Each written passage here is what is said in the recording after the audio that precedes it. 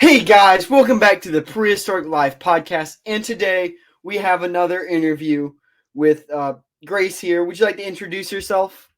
Yeah, hi everyone. My name's Grace. You can see, oh no, my Instagram right there, Graceosaurus. So I'm a PhD candidate at Drexel University. So basically on my way to getting my PhD, where I've also gotten my master's here. And I study dinosaurs. I study sauropods specifically and their pathologies, which are their, diseases, injuries, that sort of thing, their histology, so what's actually inside the bones and what we can infer from that, and then their biomechanics as well. So how did these animals actually move? So you got me beat based on that. So I guess I'll start off with the simple question I ask everyone: what's your favorite dinosaur? Great question. So I'm very biased and love most sauropods. So I would say that Diplodocus is probably my favorite. I also have a slight bias towards it because that was one of the first dinosaur bones that I ever actually got to work on in the field, at the Mother's Day site actually. Um, but besides Diplodocus, then I would probably give it to Allosaurus. That would probably be my second favorite. Allosaurus is my favorite.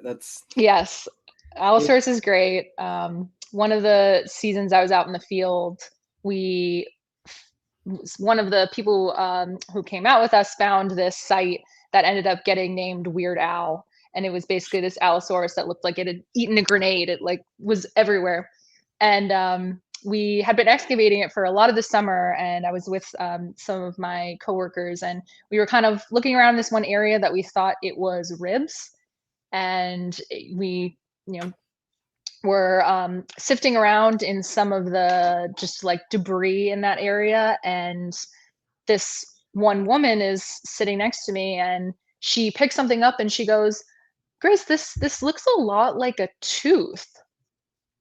And she hands it to me, and I'm looking at it and I'm like, "Where did you get this?"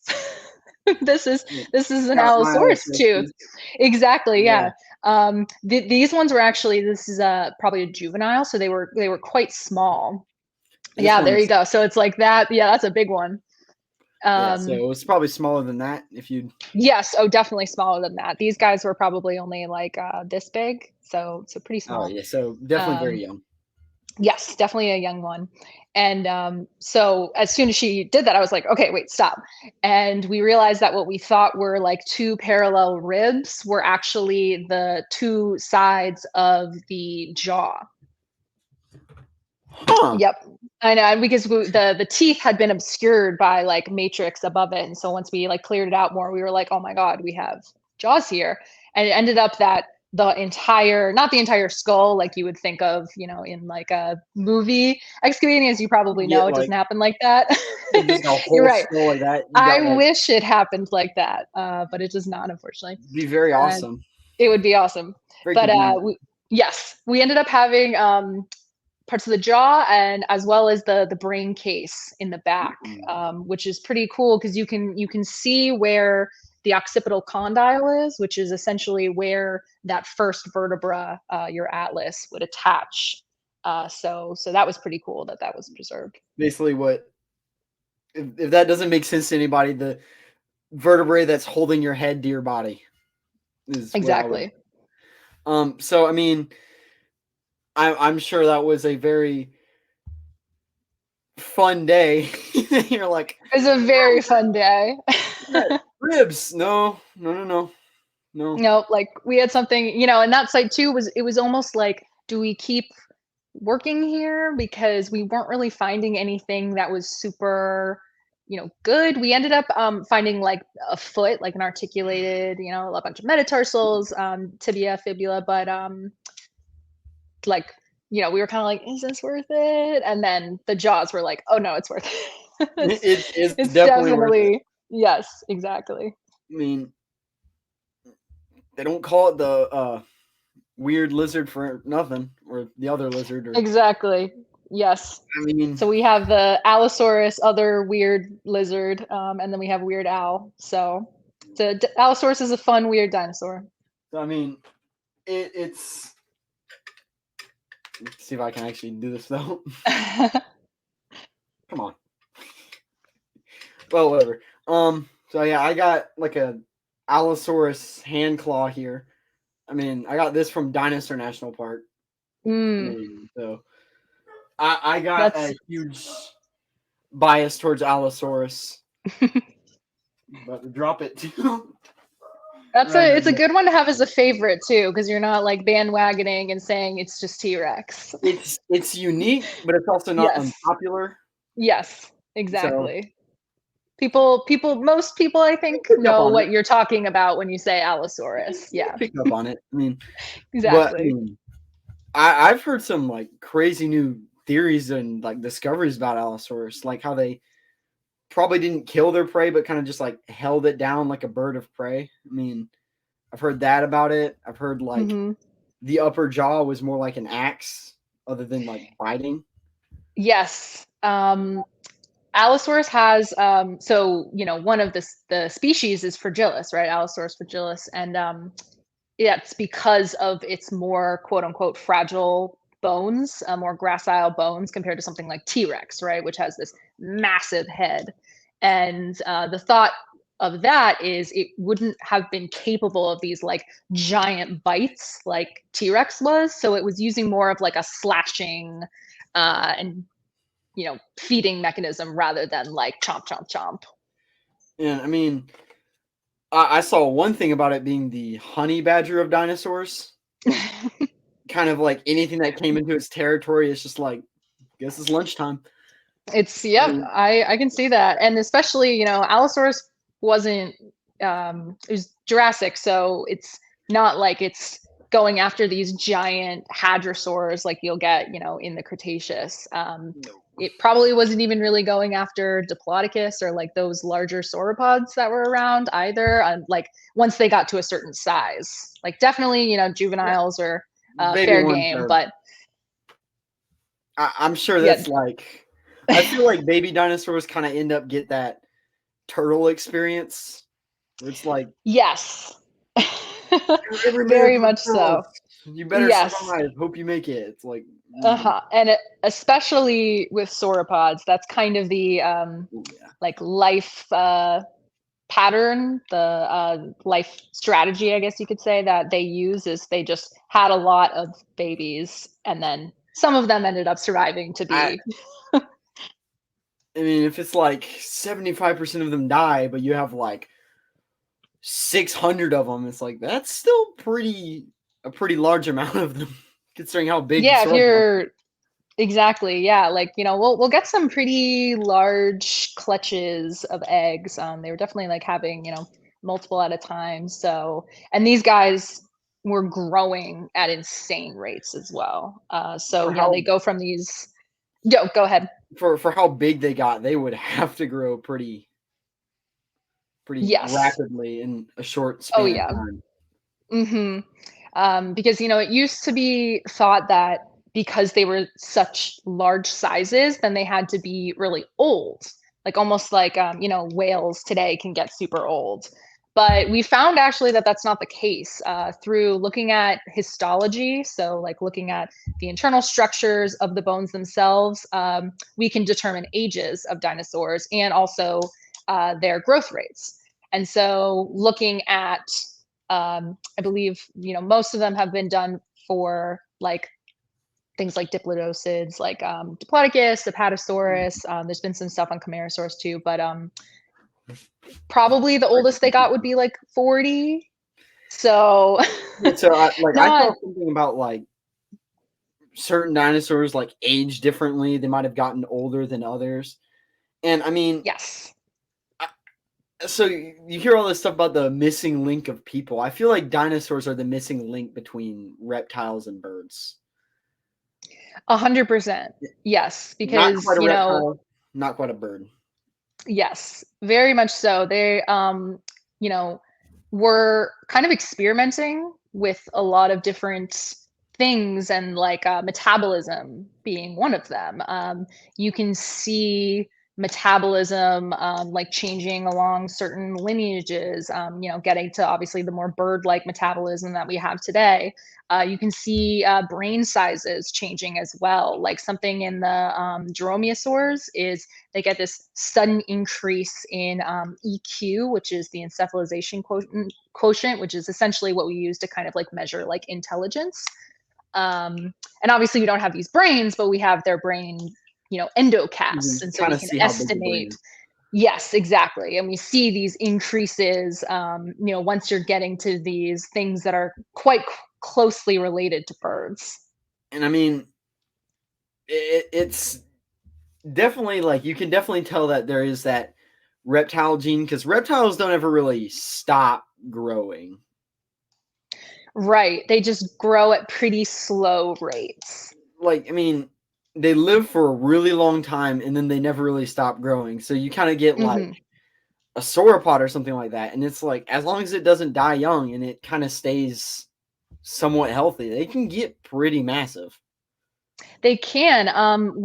Something that's interesting, a little different compared from reptiles, is when we look at the histology, we can see if it's a fully grown individual, something called an EFS, an external fundamental system, which essentially is, so I guess going back a little bit, the way we can tell ages in dinosaurs is through something called looking at their lags, which are lines of arrested growth.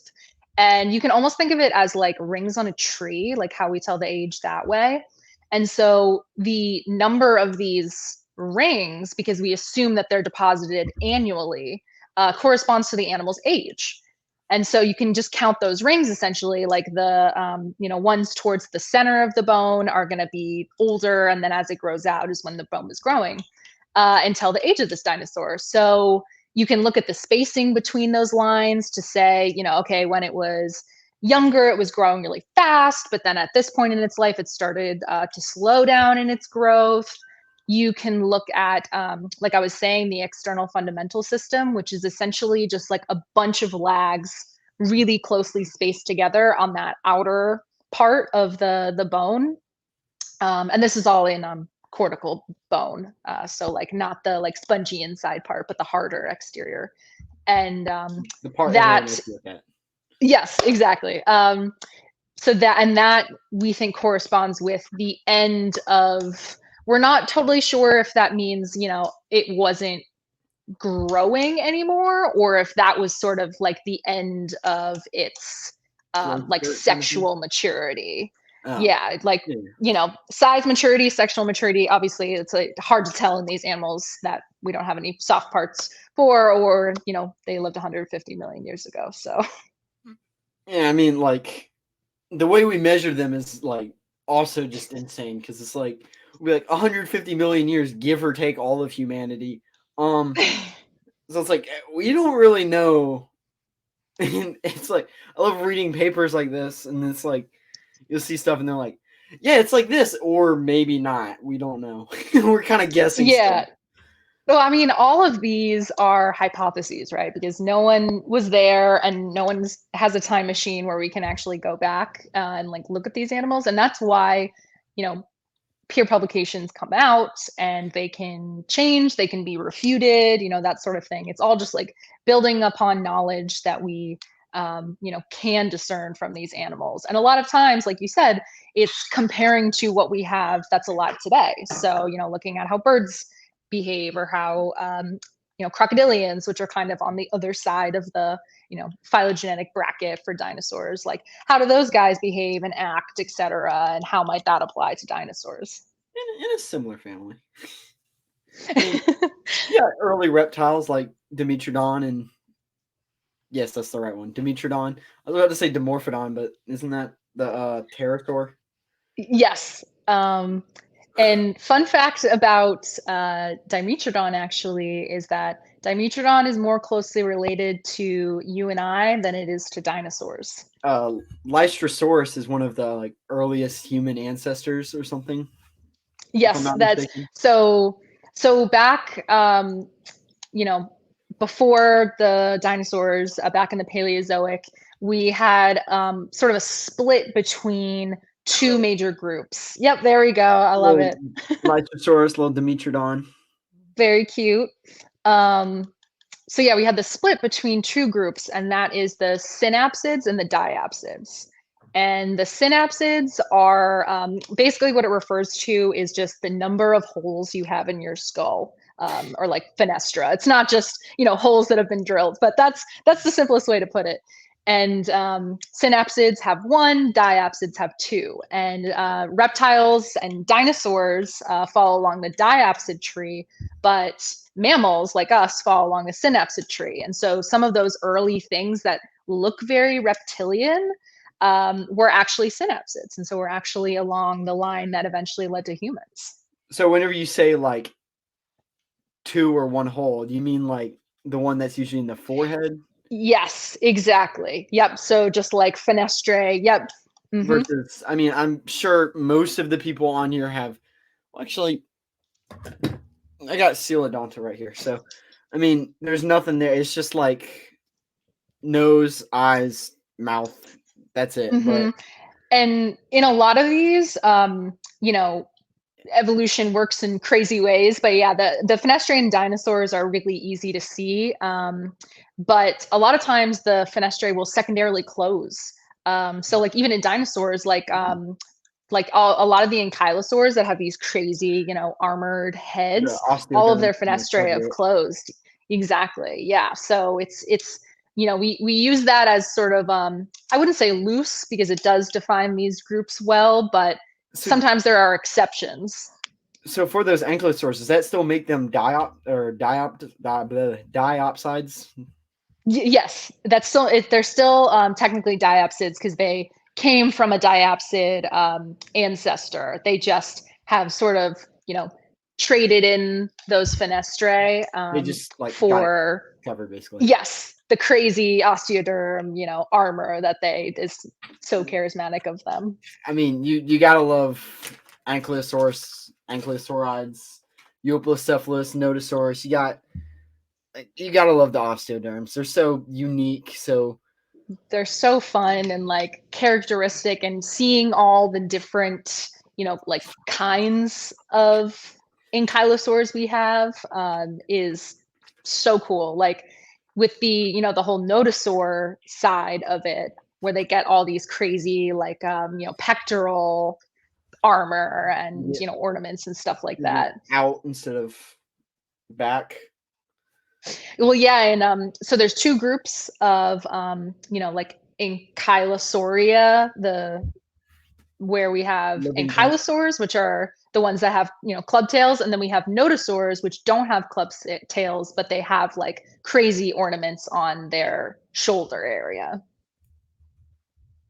The most famous example of the club tail is Ankylosaurus. I'm sure most of y'all have seen, heard of, or done something with Ankylosaurus. They got the, I'll use this camera. This camera's a little better. They got like the osteoderms on the back, and then they have the club tail. I do not have a Nodosaurus, which I need to hunt something down for that. But again, the most famous example of a nodosaurid is a Nodosaurus. So here's a picture of that. They don't really have the what do you call it? Club tail, I guess. Yeah, they have more of the just kind of straight, more like a sword where it kind of goes out and then to the sides. Yeah, if you just look up like nodosaurs or nodosaurids, like you'll get a lot of pretty cool examples of so ones like that where they've just got these awesome spikes along their necks or their appendages, things like that. So trading in all that energy basically that it takes to create that huge club tail, and instead putting it into other ornaments. I mean, get sharp out there. I mean, you just slice instead of bash. I mean, it's very It similar. definitely could have, yeah, definitely could have served as some sort of, defense mechanism. As for a lot of different ornithischian sort of ornaments, there's many different hypotheses for how they were used. Because I Were they mean, for defense? Were they for, display, things like that? like these two groups, I feel don't want to knock that over. Get very paired together. Is Stegosaurus or Stegosaurids and Ankylosaurids, and I Yes. can see why. I mean, they're very similar. They both got like back plates and osteoderms and some kind of Mm-hmm. weaponry on the tail, so I can see why they get paired together so often. And I Yes. mean, So they're actually part of like a related. group called yes. So they're it's called the Thyreophorans, and essentially what that group includes is the Ankylosauria and Stegosauria. So it's all the armored, quote unquote armored dinosaurs, um, versus the ones with the elaborate head shields, like Pachycephalosaurs and Ceratopsians, are in a separate group called the Marginocephalia. So we've got these two sort of groups. So you're completely right that stegosaurs and ankylosaurs all seem like they should go in the same group, and that's what we think, that they're most closely related compared to And other dinosaurs. I Yeah. mean, if I'm not mistaken, Ankylosaurus was like Cretaceous, give or take. Yes. Yes. Pretty much all like very well known ankylosaurs are Cretaceous. Jurassic was when we had Stegosaurus. and yeah, I'm speaking of North America, which is where we get most of the That charismatic taxa that people know, and so North America Jurassic was, yeah, tons of you kind of get sauropods. It was kind of the 150-ish million years ago with the yep, Stegosaurus, while Ankylosaurus exactly. was So 70 to 80 million years ago, give or exactly. take humanity. Yep. So we had Stegosaur come first. That was during the Jurassic, and then eventually that gives way to the Ankylosaurs and the Hadrosaurs. The Hadrosaurs were the ones who absolutely exploded during the Cretaceous. They definitely did. And I mean, so I guess it's kind of like the everybody's like T-Rex is closer to us than Stegosaurus, but it's like Stegosaurus is also the great great great great great great grandpa of Ankylosaurus. And I mean, Ankylosaurus could have fought Tyrannosaurus. It's it's a interesting question of all the sort of phylogeny and what's most closely related to what. There's a lot of debate about like trying to find the first dinosaur, or what even was the first dinosaur, in terms of like, I'm sure you've heard of ones like Herrerasaurus and Eoraptor, which are Coelophysis. kind of, yeah, Coelophysis, exactly, like ones that are starting to appear during the Triassic, and Like, eventually, start taking give on the way to dinosaur shape. these. Yeah, exactly. But people are always arguing about, well, this was a basal ornithischian, or this was a basal theropod, or whatever, trying to put these in the specific groups. But a lot of times with taxonomy, it's just like, what even is a species? What even is a genus? Can It's I just draw a line between a couple of these guys? No? Oh. exactly. Like a few of them, you're like, yeah, I got the dots. Now where does it go from here? Mm-hmm. And Like, and a lot of that space is just time where we might not have fossils that can answer those questions. Like Archaeopteryx is this amazing sort of transitional specimen that we more have that bird-like than is right. It's got this crazy mix of features between like the more, dromaeosaur like theropods and modern birds. And so that. it's this great example of like, this is evolution in process. I mean, we still call birds of prey, not play. I don't think eagles are doing Shakespeare anytime soon. Probably not. But birds of prey, I mean, we still call them raptors. So Exactly. that's still like Like, you can see like you get like dromaeosaurs and then you get like raptors. So you get like Utah raptor. I'm not saying that this is the correct order. Utah raptor to kind of like velociraptor-ish kind of look, then to like meteor hits Earth. Now you have hawks. So yeah, I mean, it took a while for things like hawks to evolve, but we were getting those things like well, Archaeopteryx actually was Jurassic, right? So we even were getting these early transitional forms at the same time that we have things like Velociraptor and Utah Raptor, et cetera. So it wasn't like necessarily one species gave rise to this species that we have that gave this rise. It's we have sort of offshoots of branches on this whole, complicated tree where these things are actually living together at the same time. Because I like the dinosaur time scales. I can only imagine how skewed they get if like human time scales get skewed. Because I mean, like, Yes. we look at things and we're like, oh, it has to be in chronological events. But it's also like you get examples like the Oxford school is older than like the Mayan Empire. You're like, that doesn't make sense, but you think about it and it does. So I mean, there are definitely examples of things like dinosaurs and things like that, because you always look at it and you're like, okay, Jurassic, suddenly there's no sauropods, but it's like, no. Or not Jurassic, Cretaceous, Jurassic 2 Cretaceous, there's no sauropods. But you look at things in like South America, you get Paleotitan, I think I'm pronouncing that right. And like Argentina, you get all these Cretaceous sauropods. They just weren't in North America, which is really interesting if you can speak on that, if you know some reasoning or something. Yeah, so the Jurassic is an interesting time too because it's when this breakup of Pangea was occurring. And so that we are starting to get these diverging groups on different continents. And so, one of the theories for why do we not get, many, we do still have some Cretaceous North American sauropods. Things like Alamosaurus, these, again, giant titanosaur. But why do we suddenly get the loss of all of these, species that we had before?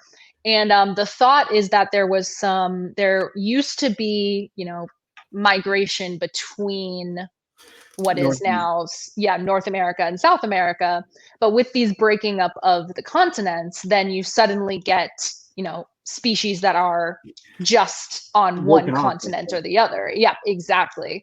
And so we don't have like T-Rex in South America because it just didn't live in that area. It was just a North American taxa. We get similar like large theropods, but we don't see T-Rex of what we, the fine T-Rex. Because, and this is just a hand-drawn map of Pangea. This could be horribly wrong for all I know. But I mean, it was all one massive landmass. And then tectonic plates kind of started to shift. And I mean, North America's like here somewhere, if I'm not mistaken. It's like at the bottom of the earth and it goes up, which is really crazy to think about. The earth was like upside down and backwards. And the tectonic like whoosh. Like, yes, and those videos of the time lapses are crazy because it's showing millions of years at a time, and it looks like continents are just like skating across the ocean. Yeah, exactly. And things are happening at a rate of a couple centimeters a year, but obviously if a centimeter per year times millions of years, you're going to get crazy movement like that. Yeah. And I mean, even during the Cretaceous, like North America there's an ocean between it and it split it into two continents, if you will. Yeah. So, I mean, essentially you sort of had like the west of the interior seaway, which is where we got a lot of the dinosaurs that we know of, T-Rex and Diplodocus and everything came from that side. And then we have the East Coast, which has very few dinosaur fossils compared to the West Coast. And part of that has to do with a different, like sedimentology, different mountain building events.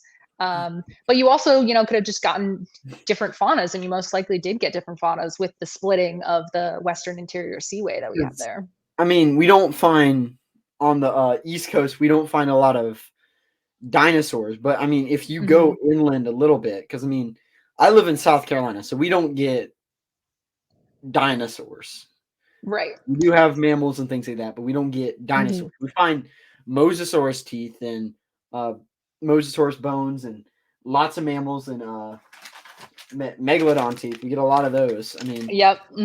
But if you go inland to like right next door, well, it'd be kind of Georgia-ish. Go through Georgia, maybe. I mean, Alabama's got dinosaurs. They got some stuff there. I mean, above Alabama, like if you get like right past the coast, there is stuff. So I mean, there were definitely still dinosaurs, but it wasn't. I don't want to say known dinosaurs because they are known, but the ones out west definitely get more of the publicity. Yes, 100%. And, part of it is because we have so little here on the East Coast. It's, things that are being described based on like just teeth or just, limb bones. One that is at the Academy of Natural Sciences, where which is associated with Drexel, where I do a lot of my work, is Dryptosaurus, which is a sort of like raptor looking like. It's in the same family as the tyrannosaurs, though, that came from New Jersey, actually. And it was one of the earliest fossils to be described, actually. It was described by E.D. Cope, which you might know him from the Bone Wars. And yep. And so it's all it really consists of is just like some vertebrae and then a little bit of the arm and then a really cool claw that's in pretty good shape. Yeah. So the Dryptosaurus, yep. And that one is actually, so it's a reconstruction because we really don't have that much of the animal, but that is based on a super famous painting by Charles R. Knight. So if you look up that, painting, why it's so well known is because it was one of the first, there it is. I love this painting. It's one of the first instances where dinosaurs were shown as active creatures, because in the past they had been viewed as these like, weird, almost like exactly. And even that is like probably what we thought of them in, the mid 20th century, with sort of the tail dragging like that. Yeah. But even before that, we had things like the Crystal Palace, iguanodon, where it's these like big lumbering lizards and the weird, like, I mean, you can, let's see if I can, like, Megalosaurus is probably the best one to look at because it's been around so long. Megalosaurus and iguanodon. Here, this is the perfect thing that I need. Hang on. Like you can kind of see how like discoveries have kind of changed your view on these creatures. Exactly. Yes. Yeah. So this is Megalosaurus is a great one. There we go. Actually, I definitely trust this website, but I mean, it's like one of the prime examples for that because it's been around so long, and now we know that it's so much different than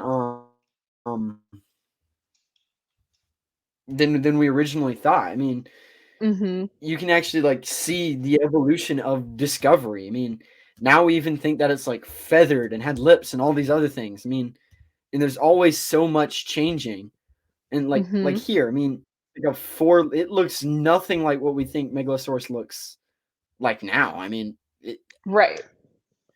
I wouldn't even know what to call that thing. Right. Like that's an imaginary creature. Like that was their best attempt at It's a trying fantasy. to say, okay, we have these, giant bones that look like they came from this like reptilian-like thing. So let's make it into like a giant lizard or giant Komodo dragon or something like that. Yeah, I mean, we don't really have any lizards nowadays that are two-legged like that. So I mean, the best things that you look at, you get like alligators and crocodiles and Komodo dragons. You're like, it kind Mhm. of probably has to look like that then, and it didn't. It was a two-legged lizard. Exactly. Yeah. And there was almost no talk um, of any relation to birds at this time, right? Like it was like Yeah, no, dinosaurs are definitely. lizards. The something interesting actually is that Marsh during the Bone Wars actually postulated, very briefly and didn't really like roll with the idea. He kind of just said it that dinosaurs were related to birds. And that's one of the earliest suggestions about it. And I'm not sure why exactly he came to that conclusion, but I mean, like you were saying with raptors before, you look at like Very their bird-like. feet, or you look at like ostriches or like any of the birds like the ratites that are two-legged, and you can see, you're like, okay, I see the relation to dinosaurs there. Yeah. I talked about this briefly on the last interview I did, but like eagles, you can kind of see that their claws are Hmm. definitely very raptor-like in look. Yes. So I mean that. I mean, I'm gonna give the comparison again. I mean, it's very raptor-like in look. It's Hmm. almost the same, if you will. I mean, Oh yeah, it's very it's similar kind of, curvature. It's very scary, actually. yeah, it's very striking, the similarities between them, and just like really hammers home the fact that birds are dinosaurs. I mean, if you don't believe it, you probably should. I mean, wasn't Deinonychus one of the first-ish dinosaurs that kind of questioned that the feather theory? Hmm. So I mean, they're like, oh, they kind of look like birds now, but then now we have this dinosaur where you find like feather indents and possible uh what would you call it? I don't want to call it residue, but kind of leftover like parts of where feathers would be. Yeah, But so like China has been really amazing for all of their feathered early birds, and that's because they have Lagerstätten there, and Germany is this way as well, which is essentially when you have these limestone lakes, and when animals like fall down to the bottom, they get preserved basically how they were in life. preservation So bias. you get exactly, yeah, you get these amazing, beautiful And feather impressions, and all these tiny little articulated bones together. Like the famous, Archaeopteryx is like looks like yeah, that. it's Yeah, where it's got the was wings found in splayed Germany. out. Yes, that was found in Germany. Hmm. And here I think I found it. I think this is the one because I'm sure there have been two, three found. I'm not even gonna lie. I There's believe that there are, yeah, like something like 13 or 14s. Yes, but that's the famous. Yep. yeah, So you can I've see seen where casts it's of got that. the. Hmm. This is I would say in like pretty much any dinosaur exhibit or museum, you're gonna get a cast Yeah, of this guy, just because it's so perfect it for it describing these, really yeah, shows like. that. Exactly. And like, some of the cool things to sort of point out about it are you can see it has a bony tail, even though there are feather impressions. Yeah, if you see that there are feather impressions along the tail. So birds today don't have bony tails. Their caudal vertebrae have just fused into the pygostyle, which is just this little like tailbone, this little like lump of bone at the end of their axial column, their spine. So this was back when, you know, they shared that with these other Yep. dinosaurs that we get, right? We get this bony tail. We also have teeth in the beak. You can't see it in this It's picture, probably but true. yeah, but this guy had a toothed beak, which I think a lot of people know today, like birds don't have teeth, right? So You it's kind of see these, it yeah, you can on see it there. there. Hmm. You see the teeth. So I mean, So y- yeah, I like this one's funny. It's kind of portraying it as like a very angry turkey. it is basically just a giant turkey. I mean, it's very turkey-like, just with sharp teeth It's and not yes. less beaky, It's more teethy, I guess. Yep, exactly. Yeah, and it still has some of its little like grasping claws. Or, Yeah, because we think, we don't know for sure if Archaeopteryx was capable of powered flight like birds are today, just because flap it their wings. doesn't have as yeah, it doesn't have as robust of like chest bones like like the furcula and the sternum, which is where you get a bunch of muscle attachment for modern birds, which allow for that like powered flight. So, it probably was doing a bit more gliding than like full on powered flight. But climbing up, the tree to get up Definitely. would definitely be an important thing for something like And Archaeopteryx. also, you're talking about that like limestone in Germany and Hmm. Asia, China, whatever that other part, because there's a lot of stuff over there. I mean, Yeah. but I also have like another possible theory. I mean, it was definitely on the other side of the planet of the direct blast zone of the meteor for like the Cretaceous. Hmm. So I feel like there was definitely some stuff that was probably vaporized, if will, like right next to the blast zone. So I mean, on the other side of the world, you're probably not going to survive still, but you're definitely going to be more preserved because there's less fire. I mean, That is very true. Like obviously when Archaeopteryx was around, this is Jurassic, so much, much before, but the rocks that have eventually buried and fossilized these things are still around. So, that's a great point where Chicxulub, where the impact was, everything within that area was just immediately vaporized. And we get, yeah, like huge volumes of rock that have just been obliterated. just So there's, basically very gone. likely, yes, just completely gone. You get even like changes to rocks that are super far away from the impact site because the impact itself caused tsunamis. And so you can look in the, like stratigraphy of sites and you can see like a bunch of sort of like churned up sediments. And that's because you get tsunamis that have come and just like wiped away areas as well. And I'm sure if the animals were not washed away by tsunamis, I'm sure if they were right next, like to the blast zone, that's not. I mean, as humans, we've seen what missiles and bombs can do to like a like society. So I'm in like it's.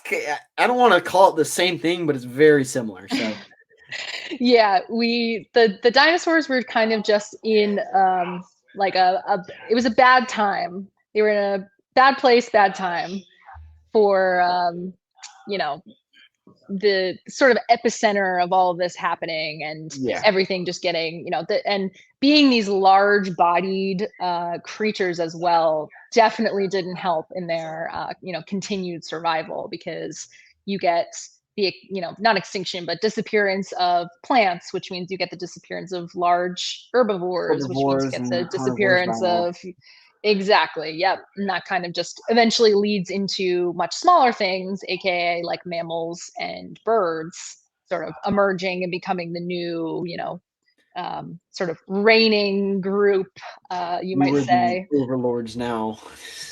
Yes, mammals definitely are. But We and became the overlord. yes, and Lord, the interesting sort of thing too is that there's a lot of postulation about our postulation. Blah, about if the asteroid didn't myth. hit, then what would the ecosystems today look like? And it's an interesting question because people are trying to see, oh, were dinosaurs declining before the impact? Was the impact? I mean, it was very controversial when it was first proposed back in the 80s. A lot of people were like, these guys are crazy. There's no way. Reptile You know, people? Things like the that. well, so it's interesting. It was the Alvarez, you know, father and son duo, and it was a geologist and a physicist, and they sort of combined their forces and knowledge to, you know, basically do all these studies with the iridium, which, you know, for those out there, if you don't know what iridium is, it's essentially this element that is found in abundance in space, but not on Earth. And so if you're getting these like crazy layers of iridium, then there must have been something from space that came and, you know, hit the planet at that time. Naturally. And so, you know, they were seeing these deposits, as well as, like, you know, the ash layers from all the fires, and the tsunami deposits, and they were like, something really big happened here. And so they proposed that, and it, you know, really wasn't widely accepted for a long time. I would say at least like 15 years, until it was like, okay, this is the official sort of like stance. Like, yes, it was an An asteroid asteroid. killed the dinosaurs. Yeah. Yes. But, you know, that isn't to say at all that there weren't other factors Oh, that yeah, no, were definitely. in play. Right. You know, 'Cause, changing temperatures, volcanism, that sort of thing like, were still, the asteroid itself wouldn't, well, I'm not gonna say it wouldn't, like, but, like, a rock's, like, just slamming into the ground, if you get rid of everything else, dinosaurs probably would have survived if it just went boop and just stopped. But you get, like, dust clouds, volcanic ash, it mhm. shot Earth up into the air, so they probably got weird soil and things in their lungs because they're trying to breathe. You get, like, Mhm. ash and things in your lungs, and Yep. It started off really hot, and then once it was, you know, everything burned, and everything was basically like cooked alive because it was so hot, and you had these like hot projectiles that had been thrown up into the atmosphere that are coming back down and like cooking the atmosphere, cooking the air basically. And then it got really cold, covered the and sun, that so was when, yep, exactly, sort of that like quote unquote nuclear winter. And that was when everything really, you know, nothing could grow again. And that eventually led to, and you know, people I think are like, oh, the asteroid hit, and then like boom, dinosaurs are gone. But this was a gradual I thing mean, that there were happened over still time. dinosaurs around whenever, like, after it. Like, they still Yes, survived for definitely. another, Hmm. I'll be generous and say 1,000 years, but You know, at least, it's, you know, definitely not correct to think like, okay, every single, you know, individual dinosaur instantaneously died boom. out. Like, Yes, like all of them just dropped dead. I'm sure most of the large sauropods and really big, theropods and things like that, they were definitely knocked down first, but, like, Yes, smaller definitely. things, ceratopsians and things like This that, they're big, but they're not, like, the biggest thing around, so, I mean, they probably had that capability of somewhat surviving a little bit longer, possibly Mhm. scavenging a little bit for what was around. I mean, Definitely, the smaller ones, like, burrowers actually did really well, during the impact, and so there are certain species of dinosaurs that we think might have been diggers or burrowers. Actually, one that's named, the Alvarezsaurids, so after the Alvarezes. They're like, Mononicus is one of them, which I think was featured in, like, Prehistoric Planet or one of those recently, but they've had, got, like, a like, the weird little, like, yeah, one like, claw. exactly, like digging, you know, like claws. It's So those such guys like did a pretty well. Yeah, they're kind of ridiculous looking little things, it but they're they honestly filled in, so like, adorable. such a weird niche for, Yes. like, the ecosystem, but it's also, like, for Hmm. some reason they were needed, and they were tiny too. Here's the, Yeah, they were quite small. one from Prehistoric Planet, if I can get Hmm. it open. Um, so if you guys don't remember, that's this guy had the one claw on Yep. its finger. It Hmm. was very fuzzy. It looked very much so like a chicken with, like, an owl face Yes. too, which I thought was interesting. Yeah. Yeah, they had some fun in, some of these series with the coloring of the feathers because we do know some species where we have evidence of what color they actually would have been. Because just like we were talking about before with the impressions of feathers, sometimes you'll actually get the sort of structure, the microstructures of the feathers preserved as well. And there's something called a melanosome, which is essentially like a packet of tissue, like a protein inside of feathers that the shape determines the color. And so we can Um, look at the shape and say, oh, like this shape looks like what we see for like black today or what we see for orange. And we can, piece together these colors. I mean, Michael J. Benton. Yes. I read this book and then I put it away. I finally rediscovered it because it was under my baby sauropod hatching thing. I Oh, have I love over here. that. But you probably won't be able to see it because it's such tiny text and it won't show up on camera. Sinosauropteryx. Yes. Like That the is like ginger the dinosaur. I mean, beautiful. it's Yeah, like the perfect example of that. yes, it's got this awesome sort of banded tail where it goes off between white and that like gingery orange color. Oh, And red we panda. think, yeah, kind of. And we think that that probably had something to do with display. Usually, I mean, in birds today, obviously, you see these crazy display, structures that some of them have, including colors, and that seems like it's a pretty good example. We have another example of one called Anchiornis, which we think had like a red mohawk, basically. Which is Um, fun. which is so rad. I love that one. Uh, And again, that's some sort of display, probably. uh, Probably have to put dinosaur unless I just spelt it so horribly wrong. Okay, no, that's Ankylosaurus. Ankylosaurus. Yeah, I'll find it. Anchiornis. Yeah. Anky Ankynornis. Maybe that way. I I don't. mean, do I Okay, have a I'm just getting chance? Ankylosaurus. Darn.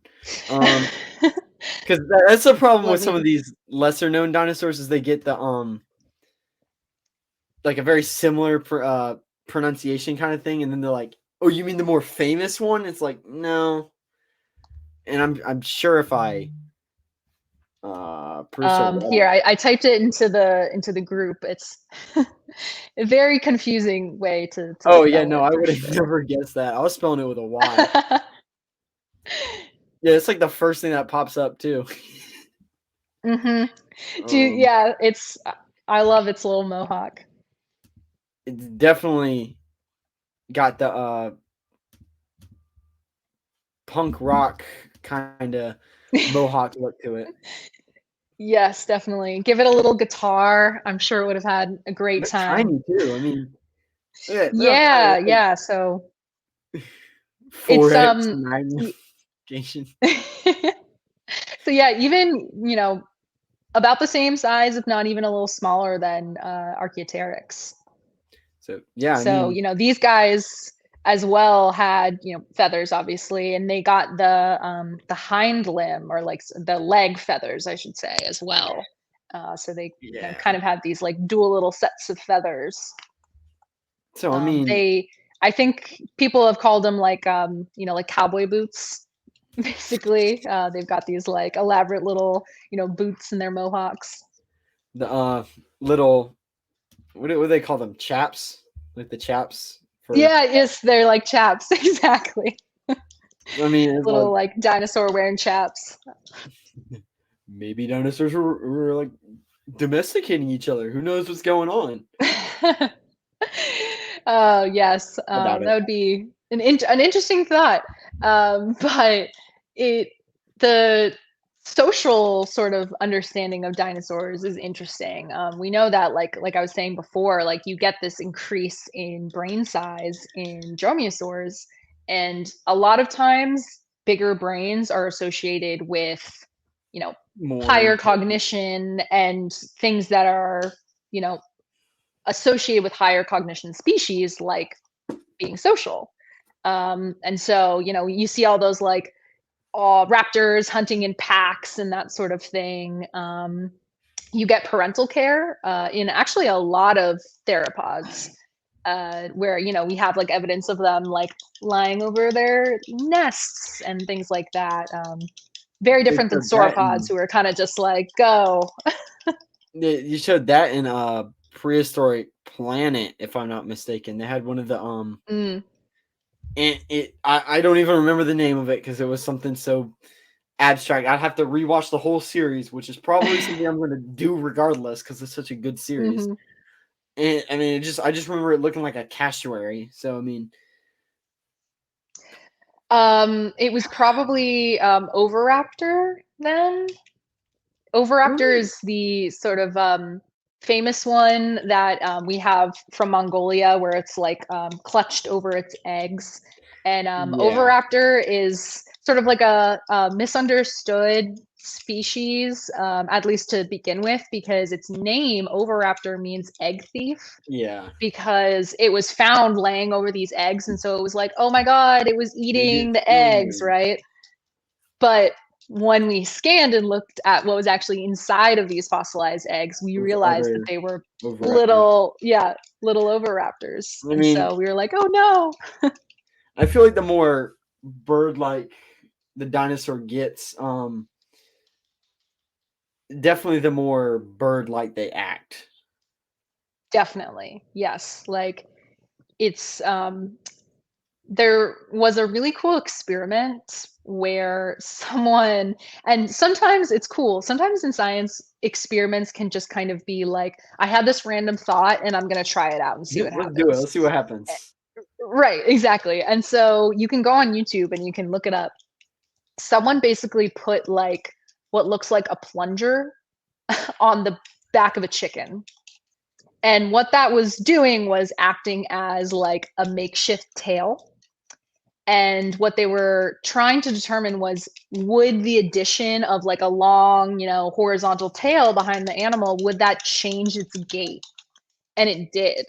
So the animal kind of changed how it walked to compensate for this tail. And this is kind of an example that we have of it being like, oh, this is maybe what like theropod would have walked like. That's Hey, Kim, guess what? That's like a really weird yeah, like I don't know, like how it came to be or why it was, but the result is pretty cool. Yep. Chicken wears plunger butts. Chicken butt. So here it is. Yep. Yeah. So I don't think that needs any explanation at all. It's pretty clear what's going on. Clues about. I want to see the chicken walk, not you people talk about it. And how information. Source was. You're taking my job. There might, please let us know. It's a very short clip. Yeah. Oh, there we go. Yeah. Yeah, that's so definitely it's kind of got that like head bob. Yeah, exactly. It kind of lowers its like center of gravity a little bit. And the specific paper goes more into it, but it's starting to like sort of change, like even in like the gait, like what sort of areas of the leg or what bones that it uses to. They usually are more upright, if anything. Exactly. Yeah. So like it's changing its gravity to be horizontal to kind of walk, kind of like account for that. Exactly. Right. And that's what we think sort of like a velociraptor, let's say, would have been like. It would have been kind of that more like a little bit more hunched over, and kind of like its head out in that position. It's like you get other things like, since you did that to it, now it's back heavy, so now it has to lean forward. If it leaned up, you get that. So you also have evolutionary things like that, and you can see that in dinosaurs too, like T-Rex. Everybody's like, oh, look at the tiny T-Rex arms, that's so dumb, why would it have tiny arms? But it's also like, look how big its head is. its head was so massive and it had the strongest bite force of like almost anything we kind of know of today. Mm-hmm. And I mean, it had all these muscles, it had these giant jawbones, and it's like, if it had arms, it would just fall flat on its face. It's, dragging its head over. T-Rex is, yeah, I mean, it's, like the little like gif where it's like, I have a big head and little arms, but the arms weren't actually as like useless, I think, that they have been made out to be. There are certain groups where they probably were completely vestigial, so completely non-use anymore. Something like Carnotaurus, which I believe is also in the Prehistoric Planet. Yeah, I mean, I wouldn't say then they were non-use, because in that one, that was the one that was waving its hands around. Exactly. Yeah. So it's not using its hands to like do anything other than like kind of like shaking them around as. Yeah, exactly. And again, that's like a speculative thing. Like, what could they have used their arms for? But T-Rex, actually, there's been some studies done with it where we think that, so obviously, like you were saying, it's got this ginormous head, and that's what a lot of these theropods were doing, was they were trading off, one the sort of energy that it takes, to like build arms to build a bigger head. And so T-Rex would sort of go in with this giant head, and we think maybe the two, claws that it has would be for holding the prey in place, almost kind of like meat hooks, so that, whatever large-bodied thing was, running away, wouldn't have the opportunity to be able to do it. Obviously, the thing would have to be right there close to the animal, but that's just one theory that's been sort of put out there for what these claws could have done, just because they probably could have at least handled like a couple 100 pounds. And yeah, one of the things that I found very unique about Carnotaurus was the relatively long hind limbs of Carnotaurus has led to some researchers to suggest that this species had a fairly weak but fast and therefore specialized in smaller, faster prey. Like, so their trade-off was you get like T-Rex with this big head, and it has this powerful bite force. It could just snap right through bone with like minimal effort. Mm-hmm. And therefore the arms have to be tiny to balance out the big head, so it doesn't fall on its face. But like Carnotaurus, you're like, oh, well, they had a fairly weak bite force, but it was quick. So maybe something like a smaller dinosaur, like, I don't want to say rodents, because they probably weren't feeding on mice for how big they were, but smaller dinosaurs, they probably had to like chase him down in some big, powerful bite force. You miss once and it just scurries off. It's kind of like you just lost your meal. I mean, it's kind of game over at that point. So it probably did get that. Yeah. Which is kind of surprising that it wouldn't have kept its arms if it had like a weaker bite force. Yeah, I mean, like I was saying, kind of with Allosaurus, those ones that have weaker bite forces tended to be a little bit more of that like slash than chomp. Yeah, specialized. Yeah, and we're, relied a little bit more on like the animal bleeding out. And or these guys were also doing scavenging. So, like things like we have tons of shed Allosaurus teeth from like a bunch of different sites where we have like sauropod bones, for instance. And so it's like, these guys are definitely scavenging to an extent. Like if you look at Allosaurus tooth versus like Tyrannosaurus Rex tooth, I mean, you can kind of see a difference where T-Rex kind of has the serration kind of bit. So it looks like it's more for like bite and like cut, or like just getting in there as much as possible. And I feel like it's like a common thing with dinosaurs with like huge teeth like that, because Allosaurus, their teeth were not tiny. Don't get me wrong, they had very big teeth, but compared to some of the other like theropods, they had relatively small teeth. Yes. So the teeth of T-Rex are sometimes called like banana teeth, because they're literally just these gigantic, like curved, like monstrosities. They were made. Yeah, they were made to crunch. They Like, were. It enters your body and just rips everything that it can out. yeah, it's just it's a killing teeth. That's But like what it was for. you get like Allosaurus where they're called like flesh grazers for Yep. maybe some sauropods where you probably don't want to get your jaw stuck in like a sauropod or something. No, most definitely not. And something cool about Allosaurus as well is that it was probably able to open its jaw Like pretty dislocated wide. jaw, kind of. Yeah, to like be able to, get the teeth exposure and then do that sort of slashing motion rather than T-Rex, which is like all So- about that bite force. One of the guys that I've talked to, Fossil Crates. I'm probably not supposed to talk about this. I don't really know, but he's already told me that they have Allosaurus coming out at the end of this year, and I'm just like, you got one sale already before you even Fossil have it. Crates, yes, Fossil Crates is awesome. Brian Curtis is I love awesome. that dude. So yes, he's so knowledgeable and so nice, and I'm so glad I saw him, come onto your show. So I'm glad that he got a chance to talk to you. I mean, I was just like, I may not buy anything this go around, but come into the year, you're definitely seeing me with an Allosaurus skull. I'm Yes, definitely doing something on it. You've gotta get your favorite dinosaur.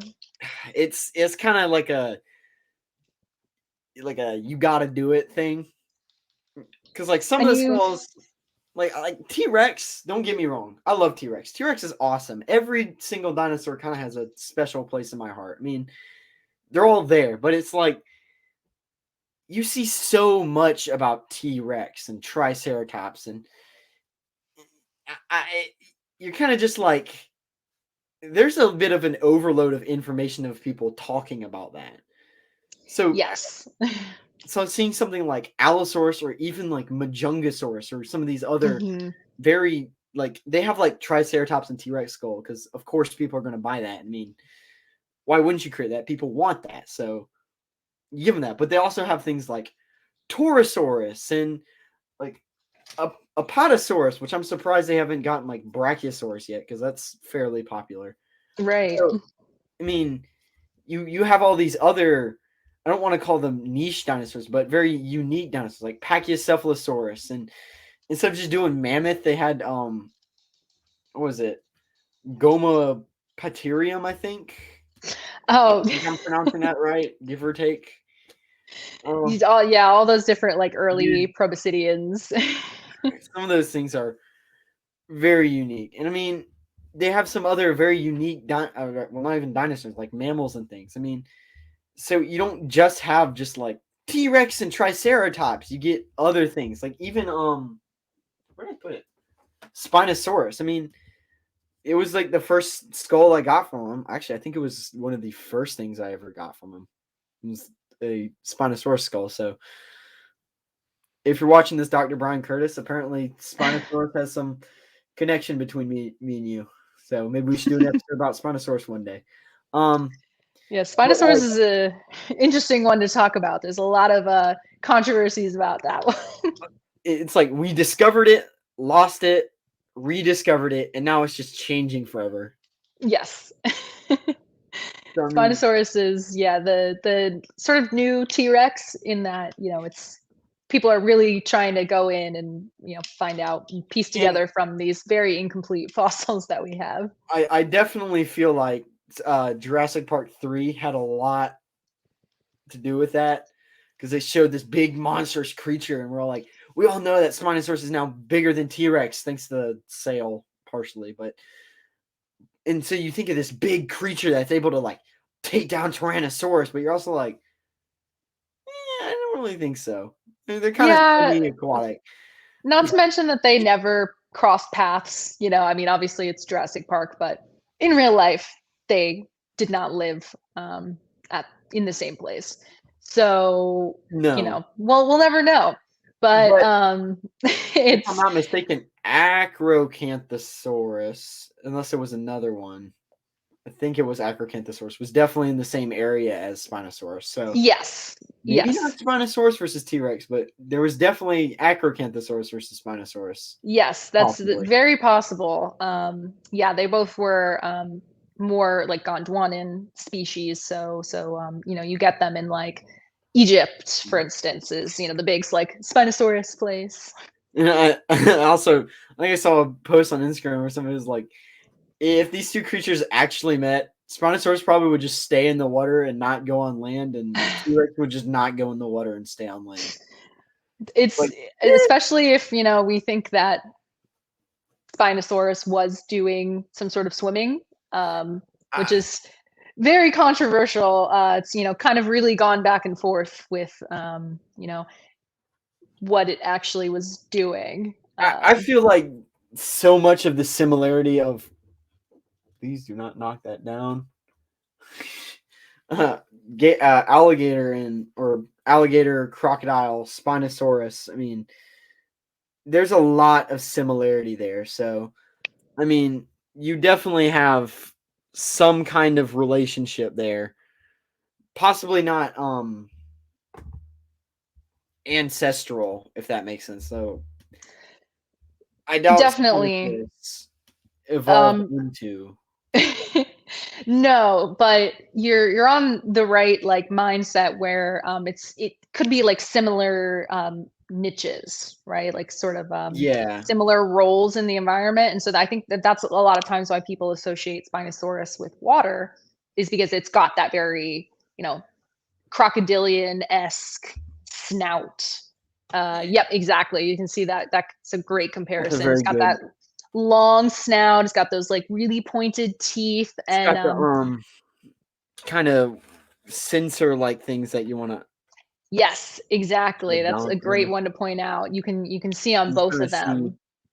And this is like a real alligator skull, so I mean, that's definitely just like prime example of that. So Yeah, like, and that is for kind of basically like sensing around in its environment, because a lot of times they're hunting in these pretty murky water areas. And so I believe I forget where it, which show it came from, but there's one where Spinosaurus kind of like dips his snout into the water to sort of feel around for fish coming by. And I say yes. Legs and it gets the giant sawfish. Yes, exactly. So Prehistoric or Jurassic Fight Club or something like that. Something. It was one of those very old, random, like 2019 something, very early 2000s shows about dinosaurs. Yes, I mean, definitely. I feel like another fair comparison is definitely, actually, I'll just use the lower jaw since it's easier to. The like comparison of the teeth. This guy did not brush his teeth, so yeah. So you get like kind of how it goes up here, and then they're smaller in this part, and they kind of go out a little bit here. It's very similar with Spinosaurus. I mean, you got a part that kind of goes up, and you got like a chunk missing, and like parts that go out. Even just like the shape of the teeth, like you got that one where it's not really serrated; it's more just pointed. They're more pointed, and like Spinosaurus teeth are kind of the same way. They're not really serrated, but just kind of meant for like stabbing. Yeah, and we will see that sort of same snout shape in some pterosaurs as well, and obviously not dinosaurs, but that typically is associated with being a piscivore, so being like a fish eater.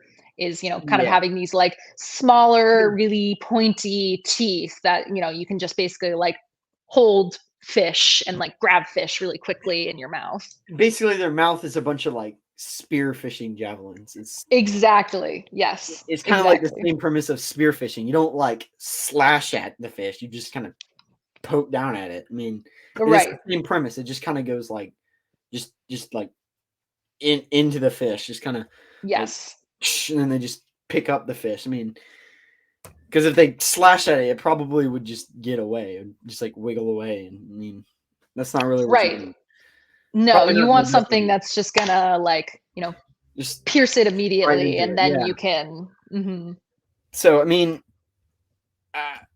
I would say it's a fair assumption that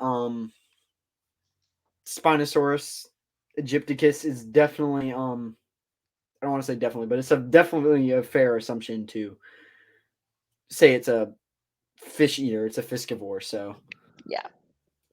but whether it actually lived in, I don't know anybody in Indiana, so that's just spam. To say it lived in water is definitely another discussion. Whether it hunted from shores or like swam through the water. Like I'm sure it could swim because a lot of those theropods could just swim. Mm-hmm. But whether it was mostly aquatic or not is definitely a discussion. Exactly. That's the debate. Is like there's definitely no one trying to say that dinosaurs never went in the water. Like just like any animal that just has the instinct to be able to swim, like Yeah, I mean, that's sort of the assumption that we have for these guys as well. But yeah, like you said, whether it was like using its tail to like something propel like itself paddle. through the water, I mean, one of the most, we were talking about like famous dinosaur paintings. Let's see if this image will actually come up. I mean, one of the most famous ones is like the sauropod standing in the water. yes. So, And that's a another, we sort of talked a little bit about like how depictions of dinosaurs have changed throughout history. And that's a good one because people thought, okay, so they have these long necks and these really big bodies, and we've also found what look like track prints that look like they were underwater at some point. So what that basically translated to in their minds was, okay, these guys have such big bodies that they can't walk around on land, so they just like kind of walk through the water we also and look like at have their things heads above. at like I was about to say moose, but that's not the right animal. Elephants and like hippos. They're like aquatic, but they also go on land. Like elephants, you'll Right. see them in the water and they'll have like the trunk up. Kind of like that kind of Exactly. idea. Or, Yes. hippos, where they just kind of chill in the water and they're like really massive. So Mm-hmm. it could definitely be. I'm sure there were possibly or could have been a species of somewhat aquatic like sauropod. I mean, that's not an outlandish idea. I mean, Definitely none that were like primarily living in the water, but it for sure it's possible, like elephants today, why they might like go in the water, or like put like, migration pattern kind of thing. I mean, they walk in yeah, water. I like mean, it's like it's also like in that time, if it came across like aquatic plants, I'm sure it wouldn't be like, I'm not going to eat that. It was probably like, yeah, I'm hungry. I got to eat. So aquatic plants are there. Now, definitely. And with the sort of like lower grazing species as well, because with sauropods we've got sort of that interesting split between the ones that are like more vertical and more horizontal, kind of and start Brachiosaurus eating different versus things. Diplodocus is kind of Yeah, exactly. Brachiosaurus And is the upright one. Diplodocus is the horizontal one. yes, So I mean, exactly. they were definitely probably feeding on lower-ish plants. So Definitely. And you even have like sauropods like Nigersaurus, that is the one that sort of looks like it has like a vacuum mouth. yeah, and Um, a lot of like and smaller teeth.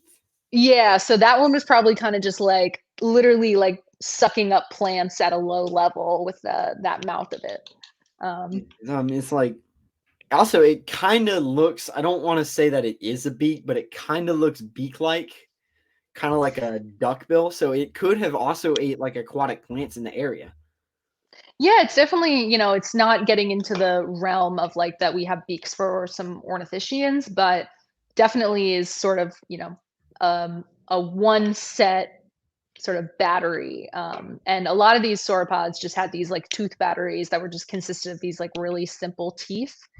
And that's because they were eating pretty simple stuff. It's like a tube bone. Yep, It's kind of just like along. exactly. It's not really like unique or anything. No, we call them pencil teeth, not because they really look like a pencil, but just because they're basically just like one straight line up and down. They don't have serrations, like they're just, What is it, like a mortar and pestle kind of thing? It's just kind of like yeah, it's basically what it is. It's just a pestle. yes. It's just grinding away at plants, and I mean, And a lot of them, we don't know if they were even like doing excessive grinding. So like ornithischians and like hadrosaurs especially are known for being really good at chewing. They've got like really big muscle attachments on their jaws for chewing muscles.